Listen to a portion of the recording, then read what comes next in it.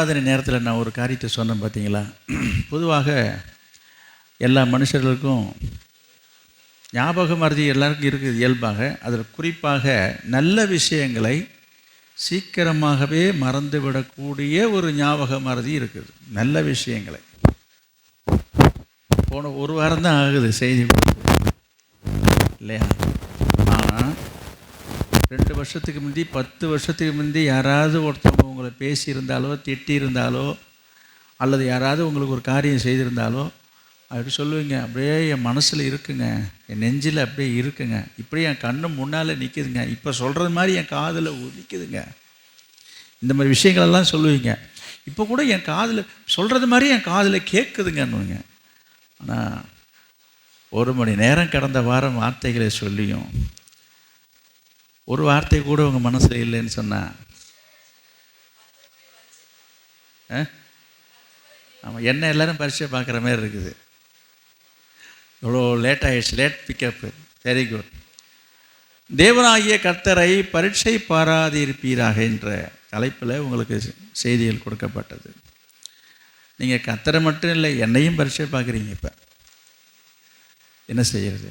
அந்த ஆதார வசனத்தை நான் மீண்டும் ஞாபகப்படுத்தி நான் சீக்கிரமாக கடந்து போக ஆசைப்பேன். என்னாகமும் 14வது அதிகாரம், என்னாகமும் 14ஆம் அதிகாரம் 22வது வசனம். என் மகிமையையும் நான் எகிப்திலும் வனாந்திரத்திலும் செய்த என் அடையாளங்களையும் கண்டிருந்தும் என் சத்தத்துக்கு செவி கொடாமல் இதனோடே 10 முறை என்னை பரீட்சை பார்த்த மனிதரில் ஒருவரும் 10 முறை என்னை பரீட்சை பார்த்த மனிதர்கள் என்று சொல்லி ஆண்டவர் கணக்காக சொல்கிறார் பாருங்க, எண்ணிக்கையாக சொல்கிறார். அதுதான் ஏதோ பரீட்சை பார்த்தாங்க என்று சொல்லி ஒரு பொதுவாக சொல்லியிருந்தால் பரவாயில்லை.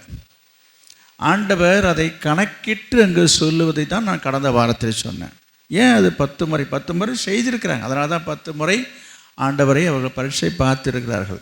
இதிலேருந்து நான் என்ன உங்களுக்கு சொல்ல வந்தேன் கருத்து என்ன சொன்னால், ஆண்டவர் நம்முடைய வாழ்க்கையிலே, நான் சொல்கிறேன் நம்ம எல்லாருடைய வாழ்க்கையிலையும் நாம் செய்கிற ஒவ்வொரு செயல்களையும் அவர் கணக்கில் வைத்திருக்கிறார் என்பதை மனதில் கொள்ள வேண்டும்.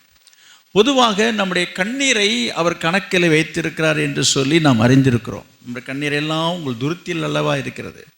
எனவே கர்த்தருக்குள்ளே நாம் படுகிற பிரயாசங்களை அவர் மறந்து விடுவதற்கு அநீதி உள்ள தேவன் அல்லவே என்று எழுதியிருக்கிறது. எனவே கர்த்தருக்காக நம்ம படுகிற பிரயாசங்களை அவர் நினைவில் வைத்திருக்கிறார், ஜெபங்களை அவர் நினைவில் வைத்திருக்கிறார், நம்முடைய கண்ணீரை அவர் நினைவில் வைத்திருக்கிறார். இதெல்லாம் நல்ல விஷயம்தான். இதுதான் இவ்வளோதான் நமக்கு தெரிகிறது, இதைத்தான் நம்ம மனதில் வைத்திருக்கிறோம். எல்லாம் ஆண்டவருக்கு தெரியும், எல்லாம் ஆண்டவருக்கு தெரியும். உண்மையை சொன்னால் எல்லாமே ஆண்டவருக்கு தெரியும் தான், எல்லாரையும் தெரியும், எல்லாம் ஆண்டவருக்கு தெரியும் தான். ஆனால் இந்த ஒரு காரியமும் ஆண்டவருக்கு தெரியும் என்று நிறைய பேருக்கு தெரியல. என்ன காரியம் என்று சொன்ன பொழுது, கர்த்தரை இஸ்ரவேல் ஜனங்கள் வனாந்தரத்தில் 10 முறை பரீட்சை பார்த்ததாக ஆண்டவர் இங்கே சொல்லி அவர் வருத்தத்தோடு சொன்னதை தான் நாம் இங்கே வாசிக்கிறோம். அப்போ இதை எதுக்குங்க அவங்க வருத்தப்படுத்தினதுக்கு, அவங்க பரீட்சை பார்த்ததுக்கு என்னங்க எங்களுக்கு உங்களுக்கு என்னங்க சம்பந்தம் என்று சொல்லி நீங்கள் ஒரு வேளை நினைக்கலாம். இதை தான் அப்போஸ்தலனாகிய பவுல் புதிய ஏற்பாட்டில் இதை அழகாக சரியாக அதை அவர் அங்கே சுட்டி காட்டுகிறார். 1 கொரிந்தியர் 10ஆம் அதிகாரத்தை எடுத்து பாருங்கள். 1 கொரிந்தியர் 10ஆம் அதிகாரம் பாருங்க, 9வது வசனம். அவர்களில் சிலர் கிறிஸ்துவை பரீட்சை பார்த்து பாம்புகளால் அழிக்கப்பட்டார்கள். சரி, அதுபோல நாமும் கிறிஸ்துவை பரீட்சை பாராதிருப்போமாக. நான் இந்த வார்த்தைக்கு வரேன். அது போல அந்த ஜனங்கள் வனாந்தரத்திலே இஸ்ரவேல் ஜனங்கள் ஆண்டவரை 10 முறை பரீட்சை பார்த்ததாக இங்கே எழுதியிருக்கதை இப்போ நம்ம பார்த்தோம், படித்தோம். அதுபோல நாமும் பரீட்சை பாராமல் இருப்போமாக என்று பவுல் நமக்கு எழுதியிருக்கிறார். நமக்காக தான் எழுதப்பட்டிருக்கிறது. அப்படி தான் எழுதியிருக்குது. 11வது வசனத்தில் கூட அப்படி தான் எழுதப்பட்டிருக்குது. இவைகள் எல்லாம் திருஷ்டாந்தங்களாக அவளுக்கு சம்பவித்தது, உலகத்தின் முடிவு காலத்தில் உள்ள நமக்கு எச்சரிப்பு உண்டாகும்படி எழுதப்பட்டும் இருக்கிறது என்று சொல்லி பவுல் எழுதுகிறார். அப்போ இதெல்லாம் இந்த காலத்தில் வாழ்ந்து கொண்டிருக்கிற நாம், கிறிஸ்துவை பின்பற்றுகிறோம் என்று சொல்லிக்கொண்டு அவரை ஆராதிக்கிற என்று சொல்லி கொண்டிருக்கிற தேவ ஜனங்களாக நாம் இந்த காரியங்களால் எச்சரிக்கப்படுகிறோம். எச்சரிக்கப்பட வேண்டிய அவசியமாக இருப்பதனால ஆண்டவர் இந்த நாளிலே இந்த வார்த்தையை உங்களுக்கு கொண்டு வருகிறார். என்னவென்று சொன்னால், அதை தான் நாம் கடந்த வாரத்தில் பார்த்தோம். என்னென்ன காரியத்தினாலே அவர்கள் ஆண்டவரை பரீட்சை பார்த்தார்கள் என்று சொல்லி பார்க்கும் பொழுது அதெல்லாம் இப்போ 4-5 காரியத்தை பார்த்து முடித்தாச்சு. நான் ஞாபகப்படுத்துகிறேன் உங்களுக்கு. எகிப்தை விட்டு வந்தது எங்களுக்கு நல்லது இல்லை என்று சொல்லி ஆண்டவரை பரீட்சை பார்த்த யாத்திராகமம் 14:11 வாசித்தோம். அடுத்ததாக யாத்திராகமம் 14:12 பார்க்குறோம். நாங்கள் ஆண்டவரை எப்படி நடத்துவார் என்பதை அறியாமல் அவங்க என்ன சொல்கிறாங்க, நாங்கள் செத்தா தேவலை என்று சொல்லி சாக முடிவு பண்ணிட்டாங்க. இதெல்லாம் ஆண்டவரை பரீட்சை பார்க்குற காரியமாக உங்களுக்கு நான் சொன்னேன். ஆண்டவர் எப்படி நடத்துவார் என்பதை அவர்களுக்கு அறியாமல், புரியாமல், தெரியாமல் ஆண்டவரை குறித்து பேசின காரியங்கள் இதெல்லாம் நிறைய காரியத்தை இப்போ திரும்பி நான் அதே செய்தியை இப்போ உங்களுக்கு சொல்ல முடியாது. அதுபோல் அடுத்ததாக யாத்திராகமம் 15:24 வாசித்தோம். அவர்கள் ஆண்டவரை முறுமுறுத்தார்கள் என்று முறுமுறுப்பது என்பது ஆண்டவரை பரீட்சை பார்ப்பதாக சொன்ன முறுமுறுப்பு தான் என்ன என்றதை நான் சொன்னேன். எந்த ஒரு காரியத்தையும் ஆண்டவரிடத்தில் முறையிடுவது வேறு, முறுமுறுக்கிறது வேறு. நம்முடைய தேவைகளையோ குறைகளையோ கவலைகளையோ கஷ்டத்தையோ ஆண்டவரிடத்தில் நேராக சென்று முறையிடுவது தவறல்ல. ஆனால் ஆண்டவர் முறுமுறுக்கிறது என்று சொல்லும்போது ஒருவரை குறித்து ஒருவரிடத்தில் நேராக சொல்வது முறுமுறுக்கிறதுக்கல்ல, ஒருவரை பற்றி மற்றொருடத்தில் போய் சொல்வது தான் முறுமுறுப்பு. இது இன்றைக்கு உலக அளவிலே மனுஷரை பற்றியும் முறுமுறுக்கிறோம், கடவுளை பற்றியும் முறுமுறுக்கிறாங்க, ஆண்டவரை பற்றியும் முறுமுறுக்கிறாங்க. ஒருத்தவங்க மேலே உள்ள குறைகளையோ தேவைகளையோ அடுத்தவங்கள்ட்ட போய் சொல்லி அந்த குறையை சொல்லி பேசி திருப்திப்படுகிற இதுதான் முறுமுறுப்பு. இது ஒரு பாவமான ஒரு காரியம். இதெல்லாம் புதிய ஏற்பாட்டில் பவுல் திரும்பவும் அவளைப் போல நாமளும் முறுமுறுப்பாக இருப்போமாக என்று எழுதுகிறார். இப்படிப்பட்ட இந்த காரியத்தின் மூலமாக அவர்கள் தேவனை பரீட்சை பார்த்ததாக நான் உங்களுக்கு சொன்னேன். அடுத்ததாக யாத்திராகமம் 16:3-2 பார்த்தோம். அவர்கள் சொல்கிறாங்க, நாங்கள் உயிரோடு இருக்கிறத விட நாங்கள் இங்கே இந்த எகிப்திலே நாங்கள் இருந்திருக்கலாமே, இங்கே கொண்டு வந்து எங்களை சாக அடிக்கிறீங்களே என்று சொல்லி ஆண்டவரை அவர்கள் பழித்து பேசுவது மட்டுமில்லை, அவர்கள் சாக முடிவு பண்ணி சாகிறதுக்காக சாவை விரும்புகிறவர்களாக பேசுகிறாங்க. விருப்பம் இருக்குதோ இல்லையோ இன்றைக்கி நிறைய பேர் அந்த வார்த்தையை பேசுகிறாங்க, உபயோகப்படுத்துகிறாங்க. உசுரோடு இருக்கிறத விட செத்தா தேவை, இந்த மாதிரி வார்த்தைகளை நாம் பேசக்கூடாது என்பதையும் நான் பார்த்தோம். சரி, இன்றைக்கு இந்த நாளிலே இந்த 4 குறிப்புகள் தான் நான் கடந்த வாரத்தில் பார்த்தோம்.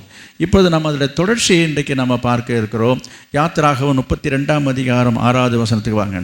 இன்னும் என்ன காரியங்கள்லாம் ஆண்டவரை அவர்கள் பரீட்சை பார்த்தார் என்று சொல்லி பார்க்கலாம். யாத்திராகமம் 32 மறுநாள் அவர்கள் அதிகாலையில் எழுந்து சர்வாங்க தகன பலிகளை இட்டு சமாதான பலிகளை செலுத்தினார்கள். பின்பு ஜனங்கள் புசிக்கவும் குடிக்கவும் உட்கார்ந்து விளையாட எழுந்தார்கள். அப்பொழுது கர்த்தர் மோசேயை நோக்கி, போதும் கவனிங்க. 5வது வசனத்தில் நீங்கள் பார்த்தீங்கன்னு சொன்னால், நாளைக்கு கர்த்தருக்கு பண்டிகை என்று கூறினார். இதை பற்றி சொல்லணும்னா, இஸ்ரவேல் ஜனங்களை மோசே வனாந்தரத்தின் வழியாக நடத்தி சென்று கொண்டிருக்கும் போது ஆண்டவர் மோசேயை அழைக்கிறார். மோசே ஆண்டவருடைய அழைப்பை ஏற்று மலைக்கு போய் ஆண்டுடைய பாதத்தில் அமர்ந்து ஆண்டுடைய வார்த்தைக்காக காத்திருக்கிறார். மோசே போய் பல நாட்கள் ஆன உடனே ஜனங்கள்லாம் என்ன சொல்லி அங்கே எழுதியிருக்கிறது, நான் கற்பனையாக பேசல, அங்கே எழுதியிருக்கிறது, அவங்களுக்கு என்ன ஆச்சு ஏதோ ஆச்சு என்று சொல்லி ஜனங்கள் என்ன செய்கிறார், தாமதிக்கிறதை கண்டு மோசே மலையிலிருந்து இறங்கி வர தாமதிக்கிறது ஜனங்கள் கண்ட பொழுது அவர் ஆரோனத்தில் கூட்டம் கூடி அவரை நோக்கி, எகிப்து தேசத்தை எங்களை அழைத்து கொண்டு வந்த மோசேக்கு என்ன சம்பவித்ததோ அறியோம், என்ன ஆச்சோ ஏதாச்சோ, போன மனுஷன் வரவே இல்லையே என்று ஜனங்கள் என்ன சொல்ல ஆரம்பிச்சிட்டாங்க. இதுக்கப்புறம்லாம் வெயிட் பண்ண முடியாது, அதனால் நம்மளை வழி நடத்துவதற்காக ஒரு தெய்வத்தை உண்டு பண்ணுங்கன்னு சொல்லி ஒரு புரட்சியை கிளப்பி ஆரோனுக்கு ஒரு நெருக்கடியை கொடுத்து, ஆரோனும் அவருடைய சத்தத்தை கேட்டு அவங்க செவி கொடுத்து என்ன செய்தான், அவங்கள்ட்ட காதில் கழுத்தில் மூக்கில் போட்டிருக்க நகையெல்லாம் கொண்டு வாங்கன்னு சொல்லி கழட்டி வாங்கி அந்த பொண்ணெல்லாம் உருக்கி ஒரு கன்றுக்குட்டி ஒரு விக்கிரகத்தை செய்து, இதுதான் உங்களை நடத்துகிற தெய்வம் என்று சொல்லி ஒரு விக்கிரக ஆராதனை நடக்கிறது தான் இங்கே எழுதியிருக்கிறது. நான் விவரித்து சொல்ல முடியாது, நீங்கள் வீட்டில் போய் வாசித்து பார்த்துக்கொள்ளுங்க. அங்கே பார்க்குறோம், இப்படி அந்த விக்கிரகத்தை கொண்டு வந்து வைத்து விட்டு அங்கே என்ன சொல்கிறார் அவர், 5வது வசனத்தை, ஆரோன் அதை பார்த்து அதற்கு முன்பாக ஒரு பலிபீடத்தை கட்டி, எதற்கு முன்பாக? பொன்னால் செய்யப்பட்டிருக்கிற ஒரு கன்றுக்குட்டிக்கு முன்னால் ஒரு பலிபீடத்தை உண்டு பண்ணிட்டு, நாளைக்கு என்ன பண்டிகை? கர்த்தருக்கு பண்டிகையாம். ஐயோ, சொல்கிறது என்ன? பண்டிகை கர்த்தருக்குன்னு சொல்கிறாங்க, ஆனால் அது கர்த்தருக்கு அல்ல, அந்த கன்றுக்குட்டிக்கு. இதை தான் நம்ம அங்கே பார்க்குறோம். நீ இன்னும் கீழே நீங்கள் வாசித்து பார்த்தீங்கன்னா கர்த்தருக்கு உடனே கோபம் வருகிறது. அவர் மோசே எடுத்து சொல்கிறாரு, அங்கே என்ன நடக்குது பாரு, நீங்கள் சீக்கிரமாக போய் இந்த ஜனங்களெல்லாம் வணங்கா கழுத்து உள்ளவர்கள் என்று சொல்லி ஆண்டவர் கோபப்பட்டு கடுமையாக அங்கே பேசுகிறதை நம்ம அங்கே கீழே உள்ள வசனத்தை நீங்கள் வாசித்து பார்க்கலாம். நான் சொல்ல வந்த விஷயம் என்ன அப்படின்னா, இந்த ஜனங்கள் என்ன செய்தாங்கன்னா, விக்கிரகத்தை உண்டு பண்ணி விக்கிரகத்தை பணிந்து கொள்ளும்படியாக தேவனாகிய கர்த்தரை அவர்கள் பரீட்சை பார்த்தார்கள். கர்த்தரை பரீட்சை பார்க்கிறாங்க. நான் உங்களுக்கு சொல்ல வருகிற விஷயம் என்னவென்று சொன்னால், இன்றைக்கு அநேகர் ஆண்டவரை ஏற்றுக்கொண்டிருந்தாலும் ரட்சிக்கப்பட்டிருந்தாலும் ஆண்டவரை ஒரு பக்கமாக வச்சுட்டு நீங்கள் நினைக்கலாம், நாங்கள் எந்த ஒரு உருவத்தையும் வணங்கலை, நாங்கள் எந்த ஒரு விக்கிரகத்தையும் இல்லை என்று நீங்கள் சொல்லலாம். கரெக்டு. ஆனால் இந்த எழுத்தின் பிரகாரமாக, இந்த வசனத்தின் படியாகவே நம்ம விக்கிரகங்களை வழிபடுவது முதலாவது ஆண்டவருக்கு எதிரான ஒரு காரியம். ஆண்டவர் வெறுக்கிறார், எதிர்க்கிறார். ஆண்டவருக்கு ரொம்ப கோபமும் வருகிறது என்பதை நீங்கள் முதலாவது புரிந்து கொள்ள வேண்டும். அதனால தான் ஆண்டவர் சொல்கிறாரு, எனக்கு ஒப்பாக, எனக்கு சமமாக, என்னை போலவோ ஒரு உருவத்தையோ ஒரு சொருபத்தையோ நீங்கள் செய்யவும் கூடாது, வணங்கவும் கூடாது என்று தெளிவாக பைபிளில் எழுதியிருக்குது. இன்றைக்கு சிலர் நினைக்கிறார்கள், இயேசுநாதர் படத்தை வச்சு அதுக்கு ஒரு லைட்டு போட்டு ஏன் வணங்கக்கூடாதா, மெழுகு, இப்படிலாம். நீங்கள் அப்படி செய்கிறதில்ல. இன்றைக்கு சிலருக்கு அதை பற்றி ஒரு எண்ணங்கள் இருக்கிறத நான் சொல்ல வரேன். ஆண்டவர் தெளிவாக சொல்கிற, எனக்கு ஒப்பாகன்றாரு. அப்புறம் என்னது? அவரை போலவோ, அதுவும் ஒரு விக்கிரகம்தான்.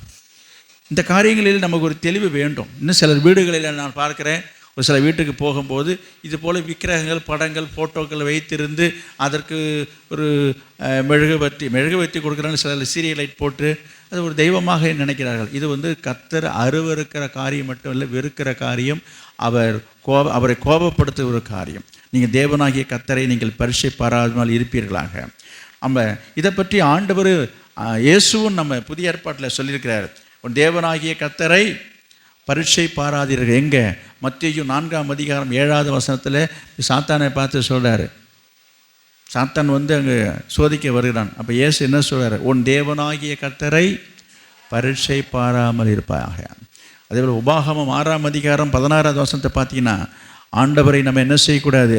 பரீட்சை பார்க்கக்கூடாது. இன்றைக்கி நிறைய பேர் இதை செய்தால் என்ன, இது செய்து பார்த்தா என்ன நடக்கும் என்று சொல்லி சிலர் யோசிக்கிறீங்க, செயல்படுறீங்க. இதெல்லாம் ஆண்டவரை கோபப்படுத்துகிற காரியம் என்பதை மனதில் கொள்ளுங்கள். 1 கொரிந்தியர் 10ஆம் அதிகாரம் 14வது வசனத்தில் பவுல் இப்படி எழுதுகிறார். முடிஞ்சால் எடுத்து சீக்கிரம் வாசிங்க. 1 கொரிந்தியர் 10:14. ஆகையால் எனக்கு பிரியமானவர்களே, விக்கிரக ஆராதனைக்கு விலகி ஓடுங்கள். விக்கிரக ஆராதனைக்கு விலகி நில்லுங்கள். அங்கே பாருங்கள், அந்த வார்த்தையை பாருங்கள். விலகி இருங்கள், விலகி நில்லுங்கள், வேடிக்கை பாருங்கள். விக்கிரக ஆராதனைக்கு விலகி ஓட்டம் பிடிச்சி ஓடணும்னு இருக்குது. யோசித்து பாருங்கள், எப்படி ஒரு பாம்பு எதனா கண்டா எப்படி ஓடுறோம், அந்த மாதிரி விக்கிரக ஆராதனையை கண்டா வேடிக்கை பார்க்கக்கூடாது. இன்றைக்கி சில பேர் தேர் பார்க்க போகிறாங்க, அதை பார்க்க போகிறேன். இது நமக்கு என்னங்க வேண்டிய கிடக்குது? சில விசுவாசிகள் இப்படி சொல்லிக்கிறத கேட்கும்போது எனக்கு வேடிக்கையாக இருக்கிறது. கேட்டால் நாங்கள் வேடிக்கை தான் நாங்கள் பார்க்க போகிறோம். இன்னும் சிலர் இங்கேருந்து வேளாங்கண்ணிக்கு போகிறாலாம் இருக்குது. நாங்கள் சும்மா சுற்றுலா தாங்க. நான் சொல்ல, சுற்றுலா போகிறதுன்னு அது வேறு விஷயம். அந்த குறிப்பிட்ட நாட்களில் அந்த வேடிக்கை பார்க்குறதுக்காக போகிறதே கூட அது ஒரு விக்கிரக ஆராதனை. ஒரு தெளிவில்லாமல் இருக்குது. இதிலெல்லாம் என்ன தவறுன்றாங்க. ஆனால் ஆண்டவர் எந்த அளவுக்கு அதில் வைராக்கியமாக இருக்கிறார் என்பதை புரிந்து கொள்ள வேண்டும் என்று நான் சொல்கிறேன். விக்கிரக ஆராதனைக்கு என்ன செய்யணும்? விலகி ஓடணும், தலைதறிக்க ஓடணும், விலகி ஓடணும். நம்ம வேடிக்கை பார்க்கக்கூடாது. கர்த்தர் இதில் வைராக்கியமாக இருக்கிறார். எபேசியர் 5ஆம் அதிகாரம் 5வது வசனத்தில் பாருங்கள். எபேசியர் 5:5. விபச்சாரக்காரனாவது, அசுத்தனாவது, விக்கிரகாராதனைக்காரனாகிய பொருளாசைக்காரனாவது, தேவனுடைய ராஜ்யமாகிய கிறிஸ்துவின் ராஜ்யத்திலே சுதந்திரம் அடைவதில்லை என்று அறிந்திருக்கிறீர்களே. இங்க ஒரு விக்கிரக ஆராதனை. உங்களுக்கு விக்கிரக ஆராதனைன்னு சொன்னால் விக்கிரகத்தை ஆராதிக்கிறது தான் விக்கிரக ஆராதனை நிறைய பேர் நினச்சிட்டு இருக்கிறாங்க. அதுதான் முதன்மையான காரியம், அதுதான், நான் அது இல்லைன்னு சொல்ல. ஆனால் எதெல்லாம் விக்கிரக ஆராதனை என்பதை இங்கே நான் பார்க்குறோம். அது என்னது? விக்கிரக ஆராதனை, பொருளாசைக்காரனாகிய விக்கிரக ஆராதனை. அப்படின்னா என்ன? ஆண்டவரை தவிர்த்து, ஆண்டவரை முன்ன வச்சுட்டு, புரியுதுங்களா, ஆண்டவர் இருக்கவே, ஆண்டவருக்கு கொடுக்க வேண்டிய முக்கியத்துவத்தை, முதன்மையான இடத்தை, அவருக்கு கொடுக்க செலுத்த வேண்டிய கணத்தையோ அதற்கு கொடுக்க வேண்டிய முக்கியத்துவத்தை கொடுக்காம இந்த உலகத்தில் உள்ள எந்த ஒரு பொருள் மீது, அது ஒரு மனுஷனாக இருக்கலாம், அது உன் பிள்ளையாக இருக்கலாம், புருஷனாக இருக்கலாம், மனைவியாக இருக்கலாம், அல்லது உன் வேலையாக இருக்கலாம், வியாபாரமாக இருக்கலாம், பணமாக இருக்கலாம், நீ எதன் மீது அதிகமான விருப்பத்தையோ நாட்டத்தையோ மனதையோ நீங்கள் வைத்து இருக்கிறீர்களோ அது ஒரு விக்கிரக ஆராதனை. ஏனென்றால் முதன்மையான இடத்தை, முதலாவது உங்கள் இருதயத்தை ஆண்டவருக்கு கொடுக்க வேண்டும் என்று ஆண்டவர் சொல்லியிருக்கிறார். அப்போ அவருக்கு கொடுக்க வேண்டியதை கொடுக்காம இன்றைக்கு நிறைய பேர் என்ன செய்கிறாங்க? ஆண்டவரை 2வது இடத்துல வச்சிடுறாங்க. அவங்களுக்கு எதில் விருப்பம் நாட்டம் இருக்குதோ அதில் தான் அதிக கவனம் செலுத்துகிறாங்க. பொண்ணை சம்பாதிக்கணும், பொருளை சம்பாதிக்கணும், புகழை சம்பாதிக்கணும் மட்டுமில்லை, நீங்கள் எதற்கு அதிகமான நேரத்தை செலவிடுறீங்க? இன்றைக்கி நிறைய அதிகமான நேரத்தை எதற்கு நம்ம செலவு, எதற்கு நீங்கள் முக்கியத்துவம் கொடுக்குறீங்களோ அதுக்கு தான் அதிகமான நேரத்தை செலவு பண்ணுவீங்க. அது எதுவாக இருக்கட்டும், அது நீங்கள் செய்கிற தொழில், வியாபாரமாக இருக்கலாம், தொழிலாக இருக்கலாம், அது உங்கள் குடும்பமாக இருக்கலாம், எந்த ஒரு காரியமாக இருக்கட்டுங்க, எதற்கு அதிகமான நேரத்தை நீங்கள் செலவிடுறீங்க, எதற்கு நீங்கள் அதிகமாக முக்கியத்துவம் கொடுக்குறீங்களோ அதுக்கு தான் அதிக நேரத்தை செலவிடுறோம். இது இயல்பான ஒரு விஷயம். இன்றைக்கு அநேக பிள்ளைகளும் சரி, வாலிபர்களும் சரி, அதிகமான நேரத்தை கொடுப்பது எல்லாம் இப்போ செல்ஃபோனில் போயிடுச்சுங்க. முக்கியத்துவம் அங்கே தான் இருக்குது. இப்போ என்னை பொறுத்தளவுக்கு சத்திய திரும்பி நான் சொல்கிறேன், அது ஒரு விக்கிரக ஆராதனை. எது இருக்குதோ இல்லையோ அது இல்லாமல் இருக்காது. இது விக்கிரக ஆராதனை. இது தேவையான நேரத்திலே, தேவையான நேரங்களிலே நம்ம அதை பயன்படுத்துவது தவறல்ல. நமக்கு தேவைப்படும் பொழுது தேவையானதை பயன்படுத்த தவறில்லை. அல்லும் பகலும் 24 மணி நேரமும் சதா அதையே பயன்படுத்திகிட்டு இருக்குது. நான் ஃபோன் மட்டும் நான் சொல்ல, இது போல் எந்தெந்த காரியங்களிலே உங்கள் மனதை நீங்கள் வைத்து இருக்கிறீர்களோ இதெல்லாம் விக்கிரக ஆராதனை, கர்த்தர் அருவருக்கிற காரியங்கள். எனவே நீங்கள் தேவனாகிய கர்த்தரை நீங்கள் என்ன செய்யக்கூடாது? பரீட்சையை பார்க்காதீங்க. ஆண்டவர் வெறுக்கிற ஒரு காரியம். எனவே நம்ம எதற்கு முக்கியத்துவம் கொடுக்க வேண்டும்? ஆண்டவருக்கு முதலிடத்தை கொடுக்கணும். ஆண்டவருக்கு முதலிடம் கொடுக்காத எல்லா காரியமே விக்கிரகம்தான். எது உங்கள் மனசில் ஆக்கிரமிச்சிருக்குது, எது உங்கள் மனசில் அதிகமாக இடம் பிடிச்சிருக்கு என்று சொன்னால் அது உங்களுக்கு தான் தெரியும். ஆராய்ந்து பாருங்கள். அப்படி இருக்கக்கூடாது. எல்லாவற்றின் மீது அன்பு செலுத்தணும், அக்கறை செலுத்தணும், கவனம் செலுத்தணும். நான் அதை வேண்டான்னு சொல்ல. ஆனால் அதி கவனமாக, நான் சொல்கிறேன், அதி தீவிரமாக நீங்கள் எதற்கு முக்கியத்துவம் கொடுக்குறீங்களோ அது உங்களுக்கு விக்கிரகமாக அமையும். மட்டுமல்ல, அப்படிப்பட்ட காரியத்தை ஆண்டவர் உங்களை விட்டு அகற்றிடுவார். நீங்கள் அகற்றாத பட்சத்தில் ஆண்டவர் அகற்றிடுவார். எழுத்தின்படி இருக்கிற விக்கிரகம் வேறு. உங்கள் உள்ளத்தில் மனசில் விக்கிரகம் போன்று இருக்கிற காரியங்களை ஆண்டவர் நீங்கள் அகற்றீங்களான்னு வெயிட் பண்ணி பார்த்துக்கிட்டே இருப்பார். நீங்கள் அகற்றாத பட்சத்தில் உங்கள் இருதயத்தை விட்டு அவரே தூக்கி எறிஞ்சிடுவார் ஒரு நேரம் வரும்போது. நான் சொல்கிறது எத்தனை பேருக்கு புரியுதுன்னு சொல்கிறேன். நீங்கள் எதன் மீது அதிகமாக பிரியம் வச்சுருக்கீங்களோ, பாசம் வச்சுருக்கீங்களோ அதை முதல்ல ஆண்டு எடுத்துடுவார். ஜாக்கிரதையாக இருங்க. இப்போ யார் மேலேயும் பாசம் வைக்கக்கூடாதா, ஆசை வைக்கக்கூடாதா என்று நீங்கள் யோசிக்கக்கூடும். ஆண்டர் அப்படி சொல்கிறார். ஆண்டர் நிச்சயமாகவே சொல்கிறார், என்னிலும் அதிகமாக நேசிக்கிறவன் எனக்கு பாத்திரம் இல்லைன்னு ஆண்டவர் சொல்லிட்டார. ஆண்டவரை விட யாரையும், அது புருஷனாக இருக்கட்டும், மனைவியாக இருக்கட்டும், தாயாக இருக்கட்டும், தகப்பனாக இருக்கட்டும், பெற்ற பிள்ளையாக இருக்கட்டும், ஆண்டவரை விட அதிகமாக அவர்களை நாம் நேசிக்கக்கூடாது, அவங்க மேலே அதிக பாசம் வைக்கக்கூடாது. அதுக்காக ஆண்டவர் எல்லாரையும் வெறுக்க சொல்லலை, நீங்கள் தப்பாக புரிஞ்சிக்கக்கூடாது. ஆனால் இன்றைக்கு என்ன செய்கிறாங்க? ஆண்டவரை பின்னுக்கு தள்ளிட்டு அவங்க கொடுத்துருக்க என் குடும்பம், என் பிள்ளைங்க, என் புருஷன், என் மனைவி என்று சொல்லி அதுக்காக அதிக தீவிரமாக என்ன செய்கிறாங்க? அன்பு செலுத்துவது தான் ஆண்டவர் அது ஒரு விக்கிரகமாக பார்க்குறார். எனவே அதனால தான் நமக்கு குழப்பங்கள் வருது, பிரச்சனைகள் வருது. எனவே அவங்கள நேசிக்கணும் தான் ஆண்டவர் நமக்கு சொல்லி கொடுக்குறார். தாயையும் தகப்பனும் கணம் பண்ணுன்னு தான் சொல்கிறார். தூக்கி தெருவில் நடுத்து தெருவில் விடுன்னு ஆண்டவர் சொல்லவே கிடையாது. ஆனால் அவங்க ஒரு விக்கிரகமாக ஆக்கிடாதீங்க. அவங்க கொடுக்க வேண்டிய கணத்தை கொடுங்க, மரியாதை கொடுங்க. எனவே நீங்கள் தவறாக புரிஞ்சுக்கொள்ளாது. அப்போ எல்லாருமே வெறுத்து ஒதுக்க சொல்கிறார், அப்படி சொல்லவே கிடையாது. ஆண்டவருக்கு முதல் இடம், மற்றவர்களுக்கு தான் 2வது இடம். இன்றைக்கி இந்த உலகத்தில் பார்த்திங்கன்னா ஆண்டவருக்கு 2வது இடம். நிறைய பேர் உலகத்துக்கும் உலக அன்புகளுக்கு தான் முதல் இடத்தை கொடுத்து வச்சுருக்கீங்க. ஜாக்கிரதை. இன்றைக்கு பரிசோதித்து பாருங்கள், உங்கள் மனசு எப்படி இருக்குது, ஆண்டவர் என்ன சொல்கிறார், பேசுகிறார் என்பதை உணர்த்துகிறார் என்பதை பார்த்து அதை சரி செய்து கொள்ளும்படியாகத்தான் ஆண்டவர் இந்த வார்த்தையின் மூலமாக உங்களை எச்சரிப்பை ஏற்படுத்துகிறார். அடுத்ததாக ஒரு காரியத்தை பார்ப்போம். யாத்திராகமம் 16ஆம் அதிகாரம் 27வது வசனம். யாத்திராகமம் 16வது அதிகாரம் 27வது வசனம். 7ஆம் நாளில் ஜனங்களில் சிலர் அதை சேர்க்க புறப்பட்டார்கள், அவர்கள் அதை காணவில்லை. 7ஆம் நாளிலே ஜனங்களில் சிலர் அதை சேர்க்க புறப்பட்டார்கள். இன்னும் அதை என்று எழுதியிருக்கிறது, எதை சேர்க்க புறப்பட்டார்கள்? ஆண்டவர் இந்த ஜனங்களை வனாந்தரத்தின் வழியாக கொண்டு வரும்பொழுது அதிசயமாய் நடத்தியிருக்கிறார், அற்புதமாய் நடத்தியிருக்கிறார் என்பதை வாசித்தவருக்கு தெரியும், வேதத்தை வாசித்தவருக்கு தெரியும். எப்படி நடத்தினார் என்று சொல்லி பார்க்கும்போது 40 வருஷ காலமாக வனாந்தரத்தில் நடத்தினதாக இங்கே இந்த சம்பவங்கள் வரலாற்றில் எழுதப்பட்டிருக்குது. அவங்க போட்டிருந்த வஸ்திரம் பழசாக போகலையாம், அவங்க போட்டிருந்த பாதரட்சை தேயவே இல்லை. செப்பல் இப்போ வாங்குகிற செப்பல் 6 மாதம் கூட வரமாட்டுதுங்க. 40 வருஷமாக போட்டிருந்த செருப்பு போட்டிருக்கிறாங்க, போட்டிருந்த ட்ரெஸ்ஸை போட்டிருக்கிறாங்க, கிழியலையாம், பழசாக போகலையாம். அது மாத்திரமா, அவங்களுக்கு வேண்டிய ஆகாரத்தை ஆண்டவர் போஷித்து மன்னாவை போஷித்ததாக பார்க்கிறோம்.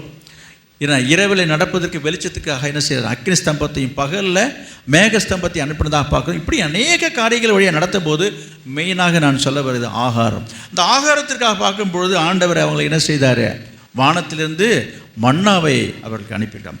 அப்போ அந்த மன்னாவை கொடுத்த ஆண்டவர் சொல்கிறாரு, 6 நாள் நீங்கள் என்ன செய்யணும், உங்களுக்கு தேவையான மன்னாவை அன்றன்றைக்கு ஆண்டவர் வானத்திலிருந்து கொடுத்துக்கிட்டே இருப்பாராம். இதை கொடுக்கும் பொழுது ஆண்டவர் சொல்கிறாரு, மொத்தம் 7 நாளில் 6 நாள் நீங்கள் என்ன செய்யலாம், ஒவ்வொரு நாளுக்கும் தேவையானதை அன்றன்றைக்கு நீங்கள் வாங்கி சேகரித்து வைத்தால் போதும், நீங்கள் சேமித்துலாம் வைக்கக்கூடாது என்று சொல்கிறார். அப்படி சேமித்து வைத்திருந்தால் அது வீணாக போயிடும். அது அங்கெல்லாம் இருக்குது பாருங்கள், அங்கே பாருங்கள் 20வது வசனத்தில் இருக்குது பாருங்கள். மோசேயின் சொல் கேளாமல் சிலர் அதை விடியற காலம் மட்டும் கொஞ்சம் மீதியாக வைத்தார்கள், அது பூச்சி பிடித்து நாற்றம் எடுத்தது. அப்படிலாம் இருக்குதுங்க. இந்த மாதிரி ஆண்டவர் சொல்கிறத கேட்காம இப்படிலாம் செய்து பார்த்தாங்க. இப்படி இருக்கும்போது ஆண்டவருடைய கட்டளை என்னன்னா 6 நாள் வரைக்கும் தான் அந்த மன்னா வரும். அப்போ ஐயோ 7வது நாளுங்க பசியும் பட்டினியுமா எப்படி இருக்குது? ஆண்டவர் சொல்கிறார், 6வது நாளில் 7வது நாளுக்கு தேவையான அளவுக்கு கூடுதலாக உங்களுக்கு மன்னா கொடுக்கப்படும். அதை நீங்கள் சேமித்து சேர்த்து வைத்து கொள்ளுங்க, அது அடுத்த நாளைக்கு நீங்கள் உபயோகப்படுத்தி கொள்ளுங்க, அது வீணாக போகாது என்று ஆண்டவர் சொல்லியிருக்கிறார்.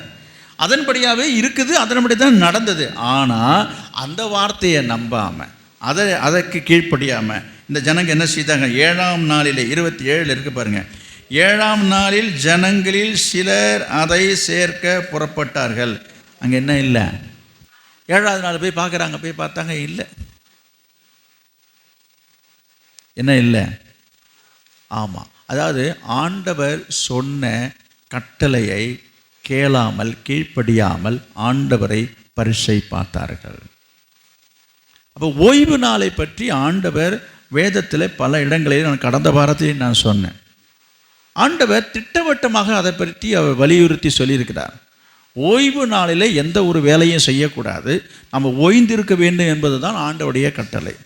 ஆனால் இந்த ஜனங்க என்ன செய்தார்கள், பரீட்சை பார்த்தார்கள். இன்றைக்கு அநேக விசுவாசிகளும் ஆண்டவரை பரீட்சை பார்த்து கொண்டிருக்கிறார்கள். இன்றைக்கு வந்த நீங்கள் நல்லவர்கள், இன்றைக்கு வராதவர்கள் ஆண்டவரை பரீட்சை பார்த்து கொண்டிருக்கிறார்கள் என்று நான் சொல்லுவேன். என்னது, ஓய்வு நாள் கட்டளையை மீறி இன்றைக்கு ஆலயத்துக்கு வராமல், ஆராதனைக்கு வராமல், இதற்கு கொடுக்க வேண்டிய முக்கியத்துவத்தை கொடுக்காம வேறு சொந்த பலவிதமான அலுவல்களை காரணம் காட்டிக்கொண்டு இன்றைக்கு அசட்டை பண்ணுறாங்கன்னு சொன்னால் கர்த்தரை பரீட்சை பார்க்குறார்கள். இன்றைக்கு நம்ம வாசித்தோம், இன்றைக்கி நான் வேத பகுதி வாசிக்க சொன்னேன்.